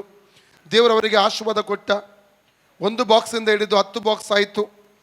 ಆದ ನಂತರ 1 ಅಂಗಡಿ ಆಯಿತು, 10 ಅಂಗಡಿ ಆಯಿತು, 1 ಮಾಲ್ ಆಯಿತು, 10 ಮಾಲ್ಗಳಾಯಿತು, 100 ಮಾಲ್ಗಳಾಯಿತು. 10 ವರ್ಷದಲ್ಲಿ ಅವರು ಬಿಲ್ಯಾಧಿಪತಿಯಾಗಿ ಮಾರ್ಪಟ್ಟರು. ಅಷ್ಟು ದೇವರು ಅವರನ್ನು ಆಶೀರ್ವಾದ ಮಾಡಿದ. ಒಂದು ದಿವಸ ಅವರ ಊರಲ್ಲಿರುವಂಥ ಮಾಲಲ್ಲಿ, ನೆನಪಿದೆ ಒಂದು ಘಟನೆ? ಎಷ್ಟು ನೆನಪಿದೆ ನಾನು ಹಿಡಿದು? 2 ಜನರಿಗೆ ಮಾತ್ರ. ಓಕೆ. ಅವರಿರುವಂಥ ಊರಿನಲ್ಲಿ ಒಂದು ಮಾಲ್, ಯಾರೋ ದೊಡ್ಡ ಮಾಲನ್ನು ಕಟ್ಟಿದ್ರು. ಆ ಮಾಲ್ನ ಉದ್ಘಾಟನೆಗೆ ಇವರಿಗೆ ಚೀಫ್ ಗೆಸ್ಟ್ ಕರೆದ್ರು. ಇವರು ಹೋದರು. ಹೋಗಿ ಎಲ್ಲ ರಿಬ್ಬನ್ ಕಟ್ ಮಾಡಿ ಎಲ್ಲ ಆಯಿತು, ಓಪನಿಂಗ್ ಆಯಿತು. ಒಂದು ಕಡೆ ಕೂತ್ಕೊಂಡಿದ್ದಾರೆ, ಜ್ಯೂಸ್ ಕುಡಿತಾ ಇದ್ದಾರೆ. ಆ ಕಂಪನಿಯ ಮ್ಯಾನೇಜ್ಮೆಂಟ್ನವರು ಇವರ ಬಳಿಗೆ ಬಂದು ಹೇಳ್ತಾ ಇದ್ದಾರೆ, ಸರ್, ನಮ್ಮ ಈ ಮಾಲಲ್ಲಿ ಒಂದು ಅಂಗಡಿ ನೀವು ತೊಗೋಬೇಕೆಂಬುದಾಗಿ. ಆಗ ಇವರು ಹೇಳಿದರು, ನನ್ನಲ್ಲಿ ಎಷ್ಟೋ ಮಾಲ್ಗಳಿದೆ, ಅಂಗಡಿಗಳು, ನನಗೆ ಲೆಕ್ಕ ಇಲ್ಲ, ಇದನ್ನು ತೊಗೊಂಡು ನಾನು ಏನು ಮಾಡಲಿ? ಇಲ್ಲ ಸರ್, ನಮ್ಗೆ ಹೆಲ್ಪ್ ಮಾಡೋದಕ್ಕೆ ಒಂದು ತೊಗೊಳ್ಳಿ. ಆಯ್ತು ಅಂತೇಳಿ ಅವರು ಚೆಕ್ ಕೊಟ್ಟರು. ಇದರಲ್ಲಿ ಬರೀರಿ ಎಷ್ಟು ಅಂತ, ಮತ್ತೆ ನಾನು ಅದಕ್ಕೆ ಹೆಬ್ಬೆಟ್ಟು ಹಾಕ್ತೇನೆ ಅಂತ ಹೇಳಿದರು. ಆಗ ಅವ್ರು ಹೇಳಿದ್ರು, ನಿಮಗೆ ಬರೀಲಿಕ್ಕೆ ಗೊತ್ತಿಲ್ವ ಅಂತ ಹೇಳಿದ್ರು. ಬರೀಲಿಕ್ಕೆ ಗೊತ್ತಿದ್ರೆ ನಾನು ಬರೀತಿಲ್ವಲ್ವ, ನೀವು ಹಣ ಅಮೌಂಟ್ ಹಾಕಿ, ನಾನು ಹೆಬ್ಬೆಟ್ಟು ಹಾಕ್ತೇನೆ ಅಲ್ಲಿ ಅಂತ ಹೇಳಿದ್ರು. ಹಾಗೆ ಮಾಲ್ನವ್ರು ಹೇಳ್ತಾ ಇದ್ದಾರೆ, ಇಷ್ಟು ದೊಡ್ಡ ಬಿಲ್ಯಾಧಿಪತಿ, ಇಷ್ಟು ದೊಡ್ಡ ಒಂದು ಹಣ ಇರುವಂಥ ವ್ಯಕ್ತಿ, ವಿದ್ಯಾಭ್ಯಾಸವೇ ಇಲ್ಲ, ವಿದ್ಯಾಭ್ಯಾಸ ಇತ್ತಿದ್ದರೆ ನೀವು ಎಲ್ಲಿ ಹೋಗ್ತಾ ಇದ್ದೀರಿ? ಆಗ ಆ ವ್ಯಕ್ತಿ ಹೇಳ್ತಾ ಇದ್ದಾರೆ, ಐಶ್ವರ್ಯವಂತರು, ವಿದ್ಯಾಭ್ಯಾಸ ಮನೆ ಗೊತ್ತಿದ್ದರೆ ಆ ಕಂಪನಿಯಲ್ಲಿ ವಾಚ್ಮೆನ್ ಕೆಲಸ ಮಾಡ್ತಾ ಇದ್ದೆ ನಾನು. ಎಷ್ಟು ನನಗೆ ಅರ್ಥ ಆಗ್ತಾ ಇದೆ? ದೇವರು ಮಾಡುವಂಥದ್ದು ಎಲ್ಲವೂ ನಮ್ಮ ಜೀವಿತದಲ್ಲಿ ಒಳ್ಳೆಯದಕ್ಕಾಗಿ. ಅವರ ಕೆಲಸ ಕಳ್ಕೊಂಡದ್ದು ಒಳ್ಳೆಯದಕ್ಕಾಗಿ ಆಯಿತು. ಅದು ಅನೇಕ ಸಲ ನಮ್ಮ ಜೀವಿತದಲ್ಲಿ ದೇವರು ಒಳ್ಳೆಯದಕ್ಕೆ ಮಾಡ್ತಾನೆ. ಅದಕ್ಕಾಗಿ ಎಲ್ಲ ಸಮಯದಲ್ಲಿ ನಾವು ಸಂತೋಷ ಪಡಬೇಕು. ಕ್ರಿಸ್ತನಲ್ಲಿ ಜೀವಿಸುವಾಗ ದುಃಖದ ಸಮಯದಲ್ಲೂ, ಕಷ್ಟದ ಸಮಯದ, ನೋವಿನ ಸಮಯದ ಸಂತೋಷ ಪಡಬೇಕು ನಾವು. ಅಲ್ಲಲ್ಲಿಯ. ಎರಡನೇದಾಗಿ ವಿಷಯಕ್ಕೆ ನಾವು ಬರುವ 2 ಕೊರಿಂಥ 13ನೇ 11ನೇ ವಾಕ್ಯ, ಕ್ರಮಪಡಿಸಿಕೊಳ್ಳಿರಿ. ಎರಡನೇದಾಗಿ ಏನಾಗಿದೆ? ಕ್ರಮಪಡಿಸಿಕೊಳ್ಳಿರಿ. ನೋಡಿ, ಸತ್ಯವೇದವನ್ನು ನೋಡುವಾಗ ಎಫೆಸದ ಪತ್ರಿಕೆ 1:22-23 ವಾಕ್ಯ, ಎಫೆಸ 4:12, ಎಫೆಸ 4:16, ಎಫೆಸ 5:23, 1 ಕೊರಿಂಥ 12:27 ಈ ಎಲ್ಲ ವಾಕ್ಯಗಳು ಸಭೆಯನ್ನು ಯೇಸು ಕ್ರಿಸ್ತನ ದೇಹಕ್ಕೆ ಹೋಲಿಸಲಾಗಿದೆ. ಸಭೆಯನ್ನು ಯಾವುದಕ್ಕೆ ಹೋಲಿಸಲಾಗಿದೆ? ಕ್ರಿಸ್ತನ ದೇಹಕ್ಕೆ ಹೋಲಿಸಲಾಗಿದೆ. ಒಂದು ವೇಳೆ ಈ ಮೂಗು ಉಂಟಲ್ಲ, ಇಲ್ಲಿದ್ರೆ ಏನಾಗ್ತಾ ಇತ್ತು? ಮೂಗು ಇಲ್ಲಿದ್ರೆ ಏನಾಗ್ತಾ ಇತ್ತು? ಕಿವಿಗಳು ಕೆಳಗೆ ಎಲ್ಲಿಯಾದ್ರೂ ಇದ್ದಿದ್ರೆ ಏನಾಗ್ತಾ ಇತ್ತು? ನಮ್ಮ ಬಾಯಿ ಅಥವಾ ಇಲ್ಲಿದ್ರೆ ಏನಾಗ್ತಾ ಇತ್ತು? ಈ ಕಣ್ಣುಗಳು ಹಿಂದುಗಡೆ ಇದ್ರೆ ಏನಾಗ್ತಾ ಇತ್ತು? ನಮ್ಮ ಶರೀರಕ್ಕೆ ದೇವರು ಉತ್ತಮವಾದ ರೀತಿಯಲ್ಲಿ ಏನು ಮಾಡಿದ್ದಾನೆ?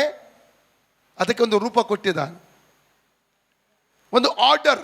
ನಮ್ಮ ದೇವರು ಗಾಡ್ ಆಫ್ ಆರ್ಡರ್, ಕ್ರಮವುಳ್ಳ ದೇವರು. ನಮ್ಮ ದೇವರು ಯಾರಾಗಿದ್ದಾನೆ? ಕ್ರಮವುಳ್ಳ ದೇವರಾಗಿದ್ದಾನೆ. ಮಾತ್ರವಲ್ಲ, 1 ಪೇತ್ರ 4:15 ಹೇಳ್ತದೆ, ಒಂದು ಸಭೆ ಅಂದರೆ ಒಂದು ಕುಟುಂಬ, ದೇವರ ಮನೆ ಎಂಬುದಾಗಿ ಇಲ್ಲಿ ಬರೆಯಲ್ಪಟ್ಟಿದೆ. ದೇವರ ಮನೆಯಲ್ಲಿ ಕೂಡ ಆರ್ಡರ್ ಇರಬೇಕು, ಕ್ರಮ ಇರಬೇಕು. ಹಲ್ಲೆಲೂಯಾ. ಮನೆಗೆ ಅಲ್ಲಿ ಹೋಲಿಸಿರುವಂಥದ್ದನ್ನು ಅಲ್ಲಿ ನಾವು ಕಾಣಲಿಕ್ಕೆ ನಮಗೆ ಸಾಧ್ಯವಾಗ್ತಾ ಇದೆ. 2 ತಿಮೋಥೆ 2:3 ವಾಕ್ಯ, ಒಬ್ಬ ವಿಶ್ವಾಸಿ, ಕ್ರೈಸ್ತ ವಿಶ್ವಾಸಿ ಯಾರಾಗಿದ್ದಾನೆ? ಸಿಪಾಯಿ ಅಥವಾ ಸೈನಿಕನೆಂಬುದಾಗಿ ಹೇಳಲ್ಪಟ್ಟಿದೆ. ಸೈನಿಕನಿಗೆ ಕೂಡ ಏನಿದೆ? ಕೆಲವು ನಿಯಮ ಇದೆ, ಶಿಸ್ತು ಇದೆ. ಸರಿಯಾದ ಬೆಳಿಗ್ಗೆ ಇಷ್ಟೇ ಟೈಮಿಗೆ ಆತನು ಹೇಳಬೇಕು, ಇಷ್ಟೇ ಟೈಮ್ ವ್ಯಾಯಾಮ ಮಾಡಬೇಕು, ಇಷ್ಟೇ ರೌಂಡ್ ಆತನು ಓಡಬೇಕು, ಇಷ್ಟೇ ಆತನು ಊಟ ಮಾಡಬೇಕು, ಇಷ್ಟೇ ಸಮಯದಲ್ಲಿ ಆತನು ಕಚೇರಿಗೆ ಹೋಗಬೇಕು, ಫೀಲ್ಡಿಗೆ ಹೋಗಬೇಕು. ಎಲ್ಲ ನಿಯಮಗಳು ಮತ್ತು ಸರಿಯಾದ ಸಮವಸ್ತ್ರ ಧರಿಸಿರಬೇಕು. ಅವನಿಗೊಂದು ನಿಯಮ ಇರ್ತದೆ. ನಮ್ಮ ಜೀವಿತವು ಕೂಡ ಸರಿಯಾದ ಕ್ರಮದಿಂದ ಕೂಡಿರಬೇಕು. ನಮ್ಮ ಜೀವಿತ ಹೇಗಿರಬೇಕು? ಕ್ರಮದಿಂದ ಕೂಡಿರ ವಿಶ್ವಾಸಿಯ ಜೀವಿತ ಎಂಬುವಂಥದ್ದು ಒಂದು ಕ್ರಮದಿಂದ ಕೂಡಿದಂಥ ಒಂದು ಜೀವಿತವಾಗಿರಬೇಕು. ಹಲ್ಲೆಲೂಯಾ. ನಮಗೆ ಊಟಕ್ಕೆ ಸಮಯ ಇದೆ, ಬ್ರೇಕ್ಫಾಸ್ಟ್ಗೆ ಸಮಯ ಇದೆ, ಎಲ್ಲಕ್ಕೂ ಸಮಯ ಇದೆ. ಶರೀರಕ್ಕೆ ಬೇಕಾದ ಸಮಯ ನಾವು ಕೊಟ್ಟ ಹಾಗೇನೆ ಆತ್ಮೀಯ ಜೀವಿತದಲ್ಲೂ ಕೂಡ ಸಮಯವನ್ನು ಕೊಡಬೇಕು. ವೈಯಕ್ತಿಕವಾಗಿ ಪ್ರಾರ್ಥಿಸುವಂಥದ್ದು, ದೇವರೊಟ್ಟಿಗೆ ಸಂಬಂಧ ಇಟ್ಕೊಳ್ಳುವಂಥದ್ದು, ವಾಕ್ಯವನ್ನು ಪ್ರತಿ ದಿವಸ ಓದುವಂಥದ್ದು. ಎಷ್ಟು ಜನ ಪ್ರತಿ ದಿವಸ ದೇವರ ವಾಕ್ಯ ಓದ್ತಾ ಇದ್ದೀರಿ? ಕೈ ಮೇಲೆತ್ತಿ ನೋಡುವ. ಕೆಲವೊಂದು ಕೈಗಳು ಮಾತ್ರ ಮೇಲಕ್ಕೆ ಬರ್ತಾ ಉಂಟು. ರೊಟ್ಟಿಯಿಂದ ಮಾತ್ರ ದೇವರ ಮನುಷ್ಯನು ಜೀವಿಸುವುದಿಲ್ಲ. ಮತ್ತೆ 4:4, ಲೂಕ 4:4, ಧರ್ಮೋಪದೇಶ 8:3 ನಾವು ಓದ್ತೇವೆ. ದೇವರ ಬಾಯಿಂದ ಬರುವ ಒಂದೊಂದು ನುಡಿಗಳ ಮೂಲಕವಾಗಿ ಜೀವನ ಮಾಡ್ತಾನೆ.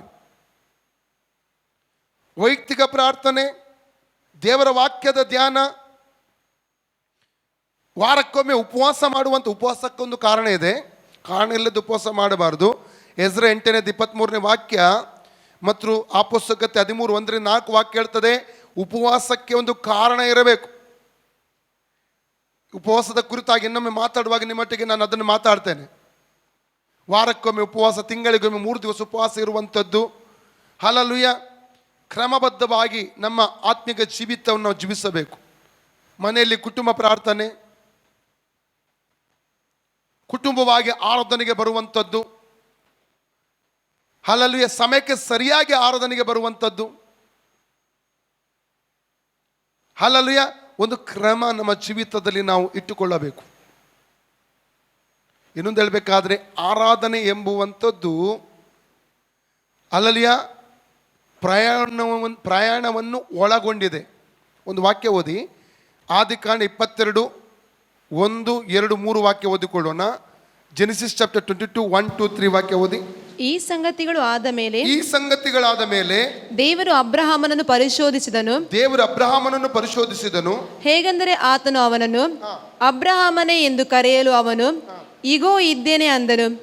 ಆಗಲಾತನು, ನಿನಗೆ ಪ್ರಿಯನಾಗಿರುವ ಒಬ್ಬನೇ ಮಗನಾದ ಇಸಾಕನನ್ನು ತೆಗೆದುಕೊಂಡು ಮೊರಿಯ ದೇಶಕ್ಕೆ ಹೋಗಿ ಅಲ್ಲಿ ಅವನನ್ನು ನಾನು ಹೇಳುವ ಒಂದು ಬೆಟ್ಟದ ಮೇಲೆ. ನೋಡಿ, ನಿನಗೆ ಪ್ರಿಯನಾದ ಒಬ್ಬನೇ ಮಗನನ್ನು ನಾನು ಹೇಳುವಂತಹ ಮೋರಿಯ ದೇಶಕ್ಕೆ ಹೋಗಿ ನಾನು ಹೇಳುವ ಬೆಟ್ಟದಲ್ಲಿ. ನೋಡಿ, ಮೋರಿಯ ದೇಶಕ್ಕೆ ಹೋಗಬೇಕು, ಅಲ್ಲಿ ತುಂಬ ಬೆಟ್ಟಗಳಿವೆ. ಎಲ್ಲ ಬೆಟ್ಟಗಳಲ್ಲಿ ಏನು ಮಾಡಲಿಕ್ಕೆ ಏನಿಲ್ಲ, ದೇವರ ಅನುಮತಿ ಕೊಡುವುದಿಲ್ಲ. ನಾನು ಹೇಳುವ ಬೆಟ್ಟದಲ್ಲಿ ಸರ್ವಾಂಗಹೋಮವಾಗಿ ಕೊಡಬೇಕು. ಎಷ್ಟು ನನಗೆ ಅರ್ಥ ಆಗ್ತಾ ಇದೆ? ಅರ್ಥ ಆಗ್ತಾ ಇದೆಯಾ? ಮೋರಿಯ ದೇಶದಲ್ಲಿ ಅನೇಕ ಬೆಟ್ಟಗಳಿವೆ. ಅವನಿಗೆ ಇಷ್ಟ ಇರುವಂಥ ಬೆಟ್ಟದಲ್ಲಿ ಯಜ್ಞ ಮಾಡಲಿಕ್ಕೆ ದೇವರ ಅನುಮತಿ ಇಲ್ಲ. ದೇವರು ಹೇಳುವಂಥ ಬೆಟ್ಟದಲ್ಲಿ ಮಾತ್ರ ಅಬ್ರಹಾಮನು ಯಜ್ಞ ಕೊಡಬೇಕು. ಎಷ್ಟು ಅರ್ಥ ಆಗ್ತಾ ಇದೆ? ದೇವರು ನಿಗದಿ ಮಾಡಿದಂಥ ಒಂದು ಸ್ಥಳ ನಮಗೆ ಆರಾಧನೆಗೋಸ್ಕರವಾಗಿ, ದೇವರು ನಿಗದಿ ಮಾಡಿದಂಥ ಒಂದು ಸ್ಥಳ ನಮಗಂತ ದೇವರು ಕೊಟ್ಟಿದ್ದಾನೆ ಆರಾಧಿಸುವುದಕ್ಕೋಸ್ಕರವಾಗಿ.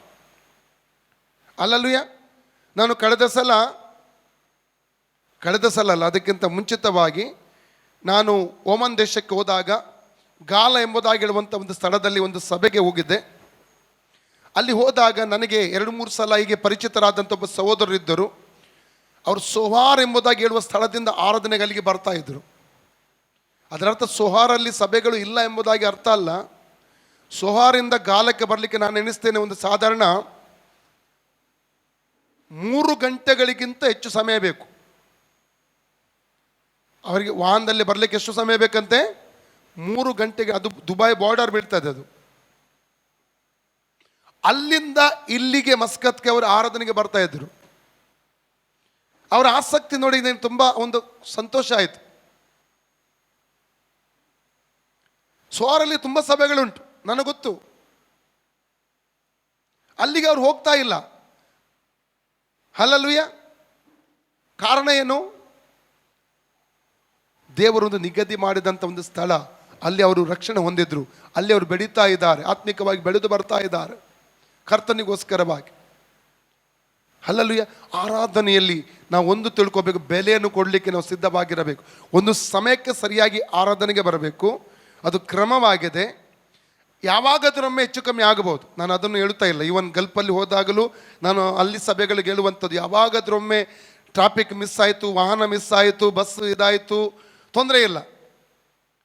ಪ್ರತಿ ಸಲ ಕೂಡ ನಾವು ತಡವಾಗಿ ಬರುವಂಥದ್ರಿಂದ ಅದು ನಮ್ಮಲ್ಲಿ ಏನೋ ದೋಷ ಇದೆ ಅಂತ ಅರ್ಥ.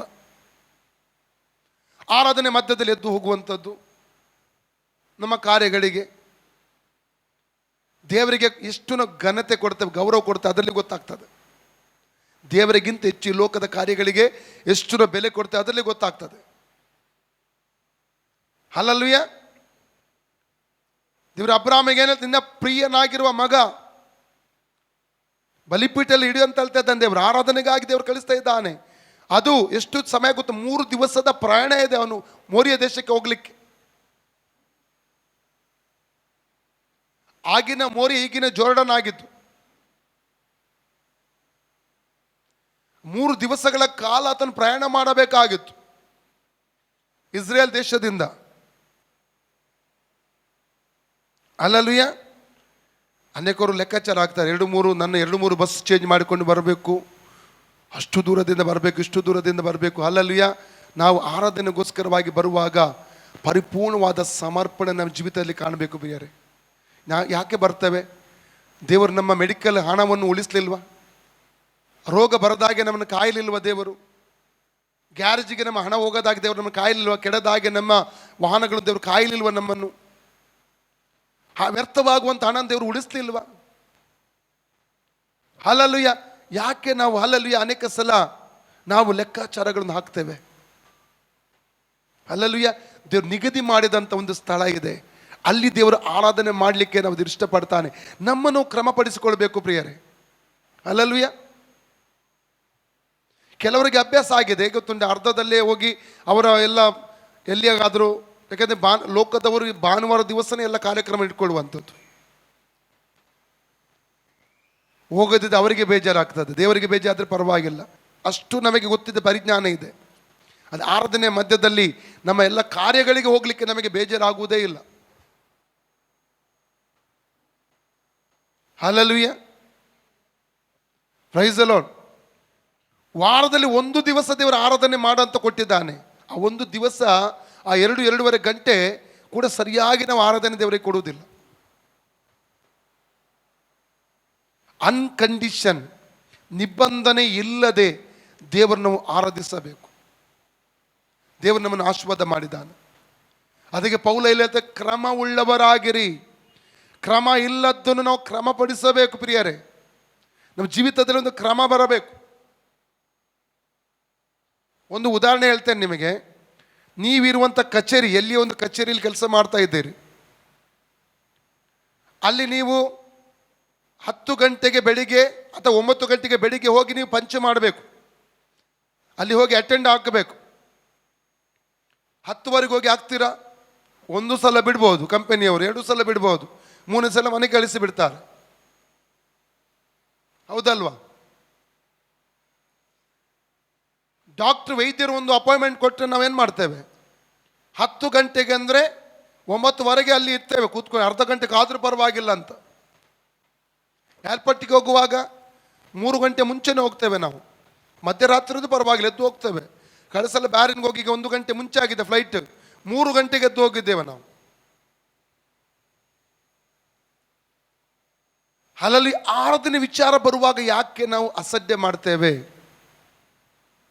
ಅಲ್ಲಲ್ಲಿಯ ನಮ್ಮನ್ನು ಪರೀಕ್ಷಿಸುವಂಥ ಸಮಯ ಬಂದಿದೆ. ದೇವರಿಗೆ ಆರಾಧನೆ ಕೊಡುವ ವಿಚಾರ ಬರುವಾಗ ಅನೇಕ ಸಲ ಹಿಂದೆ ಮುಂದೆ ನಾವು ನೋಡ್ತೇವೆ. ಎಲ್ಲಿದೆ ಕ್ರಮ? ಪ್ರತಿಯೊಂದೂ ಕ್ರಮವಾಗಿರ್ತೇವೆ. ನಾವು ಸರ್ಕಾರಿ ಕೆಲಸಗಳಿಗೆ ಹೋಗುವಾಗ, ನಮ್ಮ ಸ್ವಂತ ಕೆಲಸಗಳಿಗೆ ಹೋಗುವಾಗ ಎಲ್ಲದರೂ ಕ್ರಮವನ್ನು ಅನುಸರಿಸ್ತೇವೆ. ನಾವು ನಮ್ಮ ವಿಚಾರ ಬರುವಾಗ, ಆರಾಧನೆ ವಿಚಾರ ಬರುವಾಗ ಎಷ್ಟು ಕ್ರಮವನ್ನು ನಾವು ಅನುಸರಿಸುತ್ತೇವೆ. ದೇವರು ನಮ್ಮ ಜೀವಿತದಲ್ಲಿ ಒಂದು ಸರಿಯಾದ ಕ್ರಮವನ್ನು ಎದುರು ನೋಡ್ತಾನೆ. ಆ ದೇವರಿಗೆ ನಾವು ಕ್ರಮವುಳ್ಳವರಾಗಿರಬೇಕೆಂಬ ದೇವರು ಇಷ್ಟಪಡ್ತಾನೆ. ಒಂದು ಸ್ಕೂಲ್ಗೆ ಅದರದ್ದೇ ಆದಂಥ ಕ್ರಮ ಇದೆ, ಒಂದು ಸಂಸ್ಥೆಗೆ ಅದರಾದಂಥ ಕ್ರಮ ಇದೆ, ಸರ್ಕಾರಕ್ಕೂ ಅದರದ್ದೇ ಆದಂಥ ಕ್ರಮ ಇದೆ. ಪ್ರತಿಯೊಂದರಲ್ಲೂ ಕ್ರಮ ನೋಡ್ತೇವೆ. ಆದರೆ ದೇವರ ಮಕ್ಕಳಿಗೆ ಯಾಕೆ ಕ್ರಮ ಇಲ್ಲ? ಯಾಕೋ ದೈವಿಕ ವಿಚಾರಗಳಲ್ಲಿ ಅಷ್ಟು ನಾವು ಅಸಡ್ಡರಾಗಿರ್ತೇವೆ. ಹಲ್ಲೆಲೂಯಾ. ದೇವರು ಇಷ್ಟೆಲ್ಲ ನಮಗೆ ಕೊಟ್ಟಿದ್ದಾನೆ, ಆರೋಗ್ಯ ಕೊಟ್ಟಿದ್ದಾನೆ. ಅನೇಕ ಆಸೆಗಳಿರುವವರು ನೋಡುವಾಗ ನಾವು ದೇವರಿಗೆ ಸ್ತೋತ್ರ ಹೇಳಬೇಕು. ನಮಗೆ ಒಳ್ಳೆ ಆರೋಗ್ಯ ಕೊಟ್ಟಿದ್ದಾನೆ. ದೊಡ್ಡ ಲಾಟ್ರಿ ಸಿಗುವ ಹಾಗೆ ಮಾಡುವ ಅವಶ್ಯಕತೆ ಇಲ್ಲ. ಒಳ್ಳೆ ಆರೋಗ್ಯ ದೇವರು ನಮಗೆ ಕೊಟ್ಟಿದ್ದಾನೆ. ಒಳ್ಳೆ ಕುಟುಂಬ ದೇವರು ನಮಗೆ ಕೊಟ್ಟಿದ್ದಾನೆ. ಎಷ್ಟು ಒಡೆಯಲ್ಪಟ್ಟ ಕುಟುಂಬಗಳು ನೋಡುವಾಗ ನನ್ನ ಕುಟುಂಬದಲ್ಲಿ ಸಮಾಧಾನ ಕೊಟ್ಟಿದ್ದಾನಲ್ಲ, ಗಂಡಣ್ಯತೆ ಮಧ್ಯೆ ಶಾಂತಿ ಐಕ್ಯತೆ ಕೊಟ್ಟಿದ್ದಾನಲ್ಲ, ಅದಕ್ಕಿಂತ ದೊಡ್ಡದಾದಂಥ ಆಶೀರ್ವಾದ ಎಲ್ಲಿದೆ? ಹಲ್ಲೆಲೂಯಾ. ನಮ್ಮ ದೇವರು ಹಲ್ಲೆಲೂಯಾ ಕ್ರಮವುಳ್ಳ ದೇವರಾಗಿದ್ದಾನೆ. ಅನೇಕರು ನೋಡುವಾಗ ಅವರಿಗೆ ಇಲ್ಲದ್ದನ್ನು ದೇವರು ನಮಗೆ ಕೊಟ್ಟಿರುವಾಗ ನಾವು ದೇವರಿಗೆ ನಾವು ಉಪಕಾರಿಗಳಾಗಿರಬೇಕು. 103 ಕೀರ್ತನೆ 1 ವಾಕ್ಯ ಹೇಳ್ತದೆ, ನನ್ನ ಮನವೇ ಯೆಹೋವನನ್ನು ಕೊಂಡಾಡು, ನನ್ನ ಸರ್ವೇಂದ್ರಿಯಗಳೇ ಆತನ ಪವಿತ್ರ ನಾಮವನ್ನು ಕೀರ್ತಿಸಿರಿ.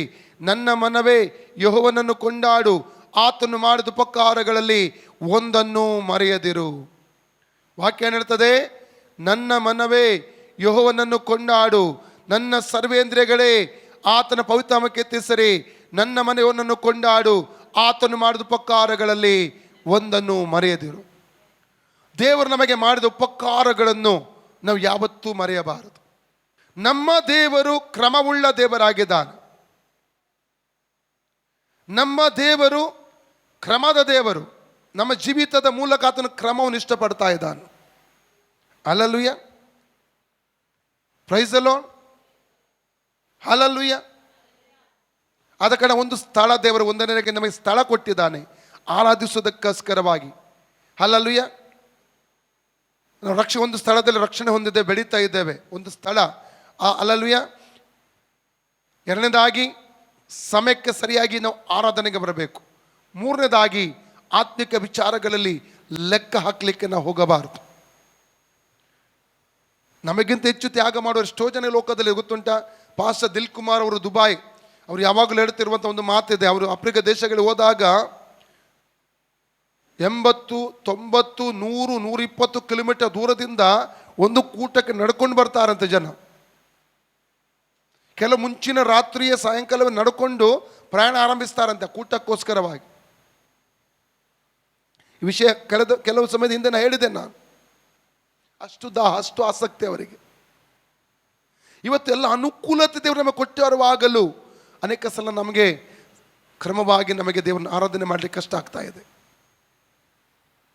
ಹಲ್ಲೆಲೂಯಾ. ವಾಕ್ಯ ಹೇಳ್ತದೆ, ನಿಮ್ಮನ್ನು ಕ್ರಮಪಡಿಸಿಕೊಳ್ಳ್ರಿ, ನಿಮ್ಮನ್ನು ಕ್ರಮಪಡಿಸಿಕೊಳ್ಳ್ರಿ. ಮೂರನೇದಾಗಿ ಧೈರ್ಯವಾಗಿರಿ. ಮೂರನೇದಾಗಿ ಆತನ ಏನು ಹೇಳ್ತದಾನಲ್ಲಿ?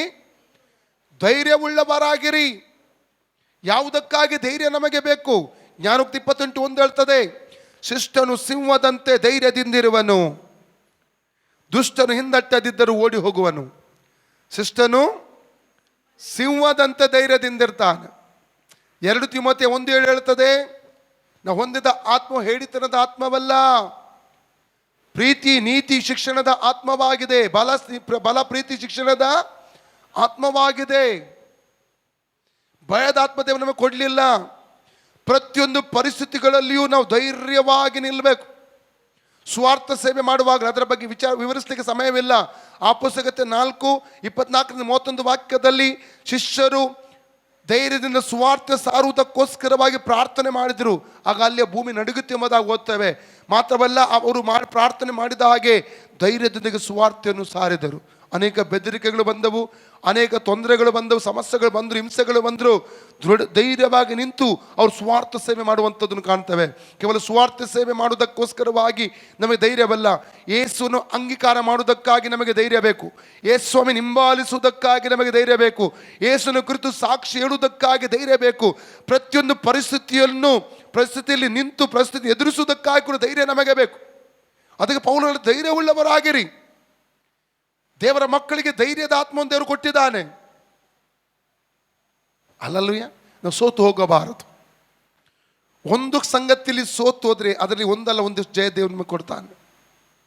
ಅಲ್ಲಲ್ವಯ್ಯ, ದೇವರ ಮಕ್ಕಳಿಗೆ ಜಯ 100%. ಧೈರ್ಯದೊಂದಿಗೆ ನಾವು ಈ ಲೋಕದಲ್ಲಿ ಜೀವನ ಮಾಡಬೇಕು. 4ನೇದಾಗಿ ಏಕ ಮನಸ್ಸುಳ್ಳವರಾಗಿರಿ. ಏನು ಹೇಳ್ತಿದ್ದಾನೆ ಆತನು? ಏಕ ಮನಸ್ಸು, ಒಂದೇ ಮನಸ್ಸು. ಆ ಒಂದೇ ಮನಸ್ಸು ನಮಗೆ ಬರಬೇಕಾದ್ರೆ ನಮ್ಮಲ್ಲಿ ಕ್ಷಮಿಸುವಂಥ ಗುಣ ಬರಬೇಕು. ಅಲ್ಲಲ್ವಿಯ, ನಾವು ಆ ಪುಸ್ತಕತೆ 1ನೇ ಅಧ್ಯಾಯ 13-14 ವಾಕ್ಯ ಹೇಳ್ತದೆ, ಒಂದೇ ಮನಸ್ಸಿನಿಂದ ಪವಿತ್ರಾತ್ಮನ ಅಭಿಷೇಕ ಒಂದಕ್ಕೆ ಮುಂಚೆ ಅವರು ಪ್ರಾರ್ಥಿಸಿದರು.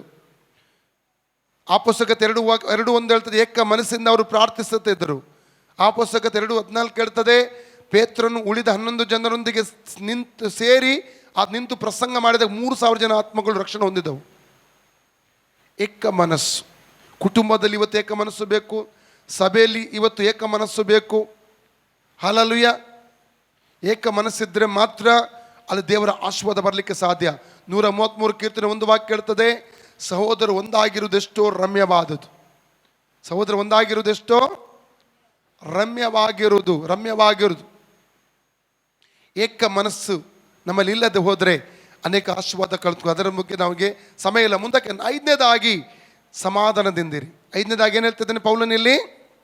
ಸಮಾಧಾನದಿಂದಿರಿ. ಇಬ್ರಿಯ 12:14 ಓದಿ. ಇವತ್ತು ಓದಿದಂಥ ವಾಕ್ಯ ಇಬ್ರಿಯ 12:14. ಎಲ್ಲರ ಸಂಗಡ ಸಮಾಧಾನದಿಂದಿರುವುದಕ್ಕೂ ಪರಿಶುದ್ಧತೆಯನ್ನು ಹೊಂದುವುದಕ್ಕೂ ಪ್ರಯತ್ನ ಮಾಡ್ರಿ. ಎಲ್ಲರ ಸಂಗಡ ಹೇಗಿರ್ಬೇಕಂತ ಸಮಾಧಾನ ಅನೇಕ ಸಲ ನಮಗೆ ಪ್ರೈಸರೋದು ಅಂತ ಹೇಳ್ತೇವೆ, ಆ ವ್ಯಕ್ತಿಯೊಟ್ಟಿಗೆ ನಿಮಗೆ ಸಮಾಧಾನ ಇರುವುದಿಲ್ಲ. ಸಮಾಧಾನ ಇಲ್ಲ ಅಂತ ಹೇಗೆ ನಾವು ಗುರುತಿಸೋದು ಗೊತ್ತುಂಟ? ನಿಮ್ಮೊಟ್ಟಿಗೆ ಅವರು ಮುಖಕ್ಕೆ ಮುಖ ಕೊಟ್ಟು ಮಾತಾಡೋದಿಲ್ಲ ನೋಡಿ. ಅವ್ರು ನಿಮ್ಮೊಟ್ಟಿಗೆ ಮುಖಕ್ಕೆ ಮುಖ ಕೊಟ್ಟು ಮಾತಾಡುವುದಿಲ್ಲ. 2ನೇದಾಗಿ ಯಾರೊಟ್ಟಿಗೆ ಸಮಾಧಾನ ಇಲ್ಲವೋ ಆ ವ್ಯಕ್ತಿಯ ವಿಚಾರ ನೀವು ಪರಸ್ಪರ ಮಾತಾಡುವಾಗ ಈ ವ್ಯಕ್ತಿಗೆ ಏನಾಗ್ತದೆ, ಸ್ವಲ್ಪ ಅಸಮಾಧಾನ ಉಂಟಾಗ್ತದೆ. ಅಲ್ಲಿ ಏನು ಹೇಳಲಿಕ್ಕೆ ಇಲ್ಲದಿದ್ದರೂ ಅವರ ಕೊರತೆಯನ್ನೆಲ್ಲವನ್ನು ಎತ್ತಿಕೊಂಡು ಹೇಳ್ತಾರೆ. ಅಥವಾ ನಿಮ್ಮೊಟ್ಟಿಗೆ ಸಮಾಧಾನ ಇಲ್ಲದ್ರೆ ನಿಮ್ಮೊಟ್ಟಿಗೆ ಒಂದು ಪ್ರೀತಿಯಿಂದ ಮಾತಾಡೋದಿಲ್ಲ, ಸಿಡಿಮಿಡಿಗೊಳ್ತಾ ಇರ್ತಾರೆ ಅವರು. ಆವಾಗ ತಪ್ಪು ಎತ್ತು ತೋರಿಸುವಂಥದ್ದು ಇದೆಲ್ಲ ಇರ್ತದೆ. ಅಲ್ಲಲ್ವಿಯ, ವಾಕ್ಯ ನಡೀತದೆ, ಎಲ್ಲರ ಸಂಗಡ ಸಮಾಧಾನದಿಂದಿರಿ. ಕುಟುಂಬದಲ್ಲಿಯೂ, ಸಭೆಯಲ್ಲಿಯೂ, ಕೆಲಸ ಮಾಡುವ ಸ್ಥಳದಲ್ಲಿಯೂ ಪ್ರತಿಯೊಬ್ಬರ ಜೊತೆಯಲ್ಲಿ ನಾವು ಸಮಾಧಾನದ ಇರಬೇಕೆಂಬುದಾಗಿದೆ ಇಷ್ಟಪಡಿದೆ. ಒಂದು ವಾಕ್ಯ ಓದಿ, ರೋಮ 12:16 ವಾಕ್ಯ ಓದಿ. ರೋಮ್ ಚಾಪ್ಟರ್ 12:16 21 ಓದುವ.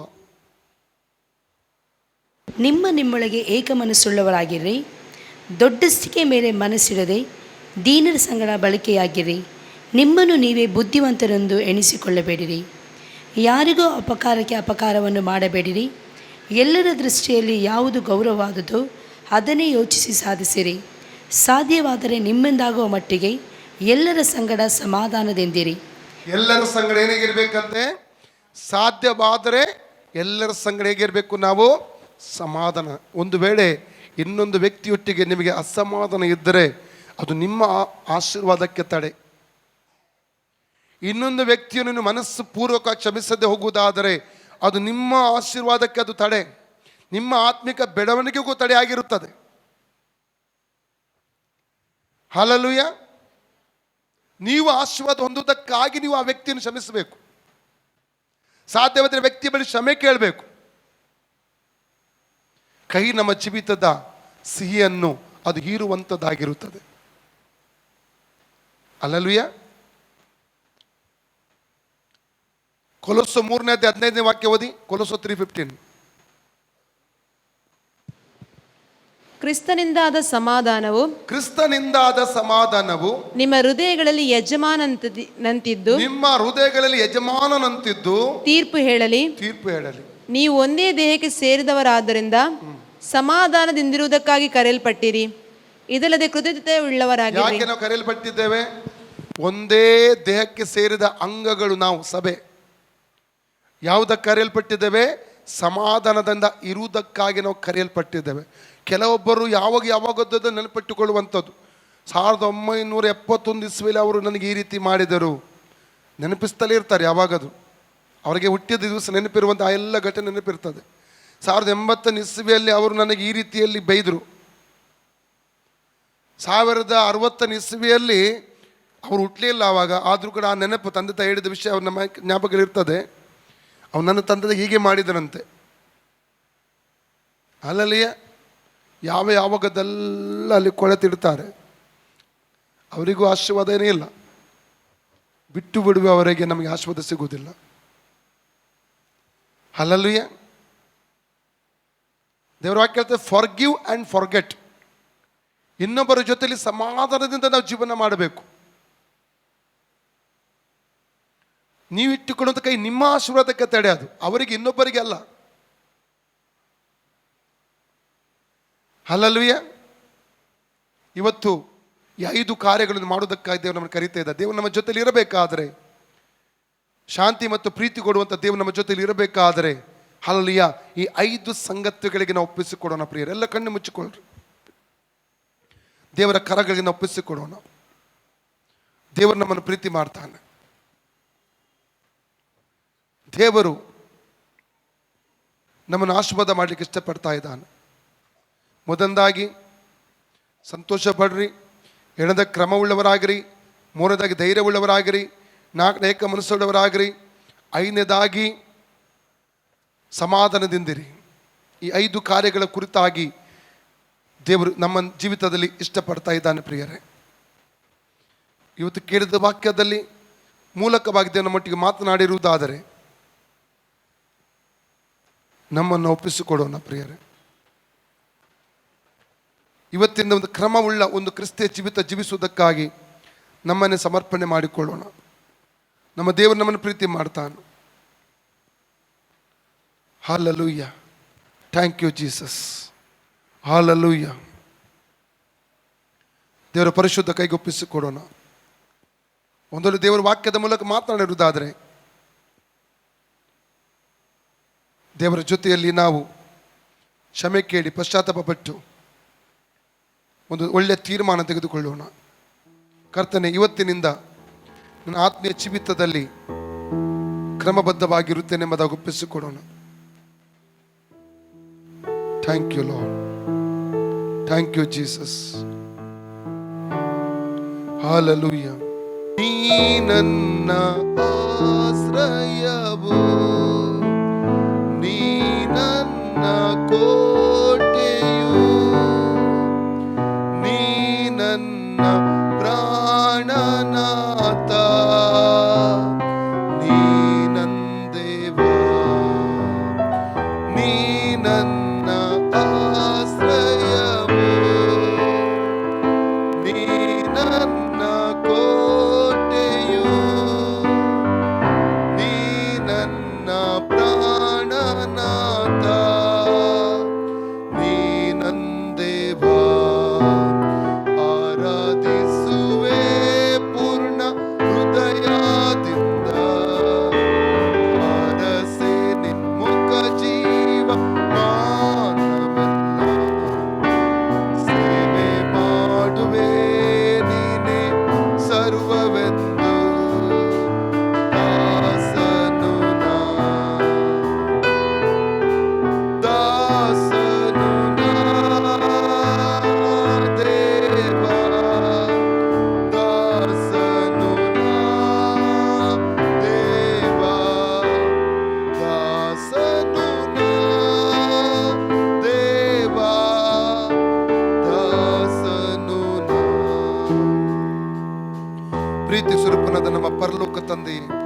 ಯೇಸುವಿನ ನಾಮದಲ್ಲಿ ಪರಿಶುದ್ಧಾತ್ಮನ ಸಹಾಯದೊಂದಿಗೆ ನಿನ್ನ ಪಾದಕ್ಕೆ ನಾವು ಬಂದಿದ್ದೇವೆ ಸ್ವಾಮಿ.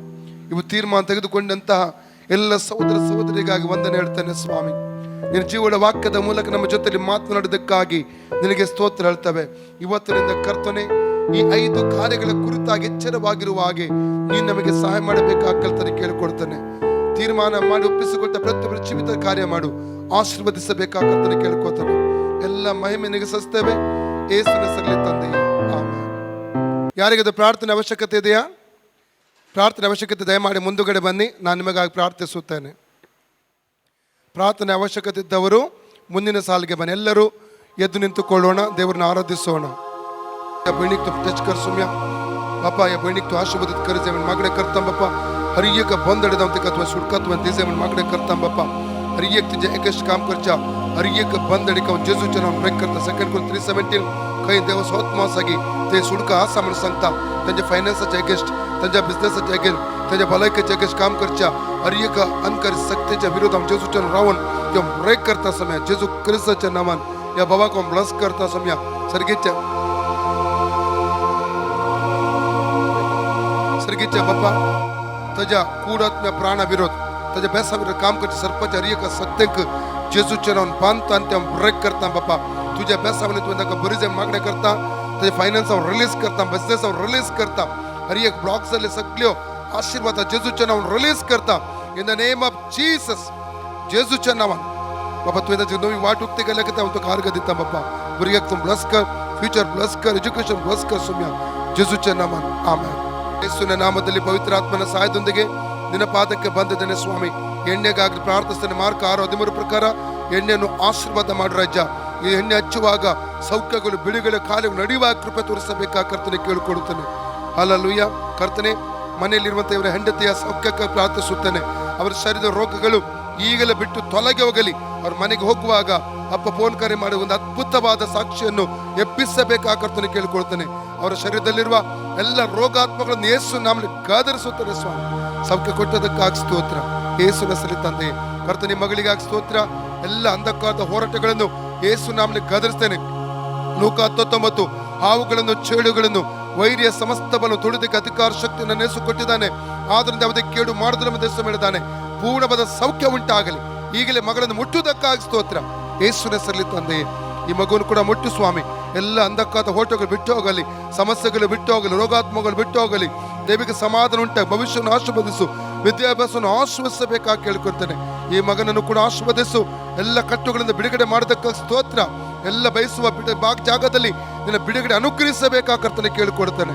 ಈ ಮಗನನ್ನು ಕೂಡ ಆಶೀರ್ವಾದ ಮಾಡು, ಕೃಪೆಯಿಂದ ತುಂಬಿಸು, ಹೊಸ ಬಲದಿಂದ ತುಂಬಿಸು, ಮಹಿಮೆಗಾಗಿ ನಡೆಸಬೇಕು ಕೇಳ್ಕೊಳ್ತೇನೆ. ಎಲ್ಲ ಹೋರಾಟಗಳು ಲಯವಾಗಲಿ ಯೇಸು ನಾಮದಲ್ಲಿ. ಕರ್ತನೆ, ಅಂಕಲ್ಗಾಗಿ ಸ್ತೋತ್ರ. ಮುಟ್ಟಬೇಕು ಆ ಕರ್ತನೆ ಕೇಳ್ಕೊಳ್ತೇನೆ. ಅವರ ಆತ್ಮ ಪ್ರಾಣ ಶರೀರಕ್ಕೆ ಎದುರಾದ ಎಲ್ಲ ಅಂಧಕಾರದ ಹೋರಾಟಗಳು ಈಗಲೇ ಬಿಟ್ಟು ಹೋಗಲಿ. ರೈಟ್ ನಾವ್ in the name of Jesus. Yesu ನಾಮ ಸೌಖ್ಯವನ್ನು ಬಿಡುಗಡೆ ಮಾಡ್ತೇನೆ. ಹೊಸ ಆರೋಗ್ಯ, ಹೊಸ ಬಲವನ್ನು ಇವರ ಶರೀರದ ಯೇಸುವಿನ ಹೆಸರಲ್ಲಿ ಬಿಡುಗಡೆ ಮಾಡ್ತಾ ಇದ್ದೇನೆ ಸ್ವಾಮಿ. ಕರ್ತನೆ, ರಮೇಶನಿಗಾಗಿ ಸ್ತೋತ್ರ. ಮುಟ್ಟು ಸ್ವಾಮಿ, ಸೌಖ್ಯದೊಂದಿಗೆ ನಡೆಸಬೇಕಾ ಕರ್ತನೆ ಕೇಳಿಕೊಡ್ತೇನೆ. ಎಲ್ಲ ಹೋರಾಟಗಳು ಅಳಿಯಲಿ, ಎಲ್ಲ ತಡೆಗಳು ಅಳಿಯಲಿ ಯೇಸುವಿನ ನಾಮದಲ್ಲಿ. ಸಮಾಧಾನ ಉಂಟು, ಕುಟುಂಬದಲ್ಲಿ ಸಮಾಧಾನ ಕೊಡು. ಅಕ್ಕಗೆ ಪೂರ್ಣ ಸಮಾಧಾನ ಕೊಟ್ಟು ನಡೆಸು. ಎಲ್ಲ ಅಂಧಕಾರದ ಹೋರಾಟಗಳು, ಮಂತ್ರಶಕ್ತಿಯ ಬಲಗಳನ್ನು ಯೇಸು ನಾಮದಲ್ಲಿ ಮುರಿಯುತ್ತಾ ಇದ್ದಾನೆ ಸ್ವಾಮಿ. ಸಮಾಧಾನ ಸೌಖ್ಯ ಕೊಡುವುದಕ್ಕಾಗಿ ಸ್ತೋತ್ರ ಯೇಸುವಿನ ಹೆಸರಲ್ಲಿ ತಂದೆ. ಕರೆದ ತಾಯಿಗೆ ಸ್ತೋತ್ರ. ಈ ತಾಯಿಯನ್ನು ಕೂಡ ಆಶೀರ್ವಾದ ಮಾಡು, ಆರೋಗ್ಯದೊಂದಿಗೆ ನಡೆಸಬೇಕಾ ಕರ್ತನೆ ಕೇಳಿಕೊಡ್ತಾನೆ. ಪೂರ್ಣವಾದ ಬಿಡುಗಡೆಗೆ ನಡೆಸು ಯೇಸುವಿನ ಹೆಸರಲ್ಲಿ ತಂದೆ. ಈ ಮಗಳನ್ನು ಕೂಡ ಆಶೀರ್ವಾದ ಮಾಡು. ಎಲ್ಲ ಕಟ್ಟುಗಳು ಅಡಿಯಲಿ, ಸಮಾಧಾನ ಉಂಟಾಗಲಿ. ಒಂದು ಅದ್ಭುತ ಸಾಕ್ಷಿಯನ್ನು ಇವರು ಕುಟುಂಬದಲ್ಲಿ ಎಬ್ಬಿಸಬೇಕಾ ಕರ್ತನೆ ಕೇಳಿಕೊಡ್ತಾನೆ. ಮುಟ್ಟುವುದಕ್ಕಾಗಿ ಸ್ತೋತ್ರ. ಈ ಮಗಳನ್ನು ಕೂಡ ಆಶೀರ್ವದಿಸು. ಎಲ್ಲ ಕಟ್ಟುಗಳು ಬಿಚ್ಚಲ್ಪಡಲಿ ಯೇಸುವಿನ ನಾಮದಲ್ಲಿ, ಆಮೆನ್. ತಾಯಿಯನ್ನು ಮುಟ್ಟುತ್ತಾನೆ. ಎಲ್ಲ ಹೃದಯದ ವಾಲ್ವಗಳು ಪೂರ್ಣವಾಗಿ ಫ್ರೀ ಆಗಲಿ. ಎಲ್ಲ ಎದೆ ನೋವುಗಳು ಬಿಟ್ಟು ಹೋಗಲಿ. ರೈಟ್ ನಾವು ನೇಮ್ ಆಫ್ ಜೀಸಸ್. ಎದೆಯಲ್ಲಿ ನೋವುಗಳು ಇರಕೂಡದು. ವಾಲ್ಗಳು ಫ್ರೀ ಆಗಲಿ, ವಾಲ್ಗಳು ಫ್ರೀ ಆಗಲಿ. ಎಲ್ಲ ಬ್ಲಾಕ್ಗಳು ಮುರಿಯಲ್ಪಡಲಿ ಯೇಸುವಿನ ನಾಮದಲ್ಲಿ. Name of Jesus, name of Jesus. ಸೌಖ್ಯ ಉಂಟಾಗಲಿ. ಈ ತಾಯಿಯ ಕುಟುಂಬ ಮುಟ್ಟು ಸ್ವಾಮಿ, ಸೌಖ್ಯದೊಂದಿಗೆ ನಡೆಸು. ರೋಗಾತ್ಮ ಬಿಟ್ಟು ಹೋಗಲಿ. ಎಲ್ಲ ಅಂಧಕಾರ ಶಕ್ತಿ ಅಳಿಯಲಿ ಯೇಸುವಿನ ನಾಮದಲ್ಲಿ. ಈ ತಾಯಿಯನ್ನು ಕೂಡ ಮುಟ್ಟು ಸೌಖ್ಯದಿಂದ ನಡೆಸು. ಎಲ್ಲ ಅಂಧಕಾರ ಹೋರಾಟಗಳು ಬಿಟ್ಟು ಹೋಗಲಿ ರಾಜ. ಶರೀರ ಫ್ರೀ ಆಗಲಿ, ಶರೀರ ಫ್ರೀ ಆಗಲಿ. ಅಂಧಕಾರ ಶಕ್ತಿ ಅಡಿಯಲಿ, ಅಳಿದಾಗ ಯೇಸು ನಾಮದಲ್ಲಿ. Name of Jesus, name of Jesus.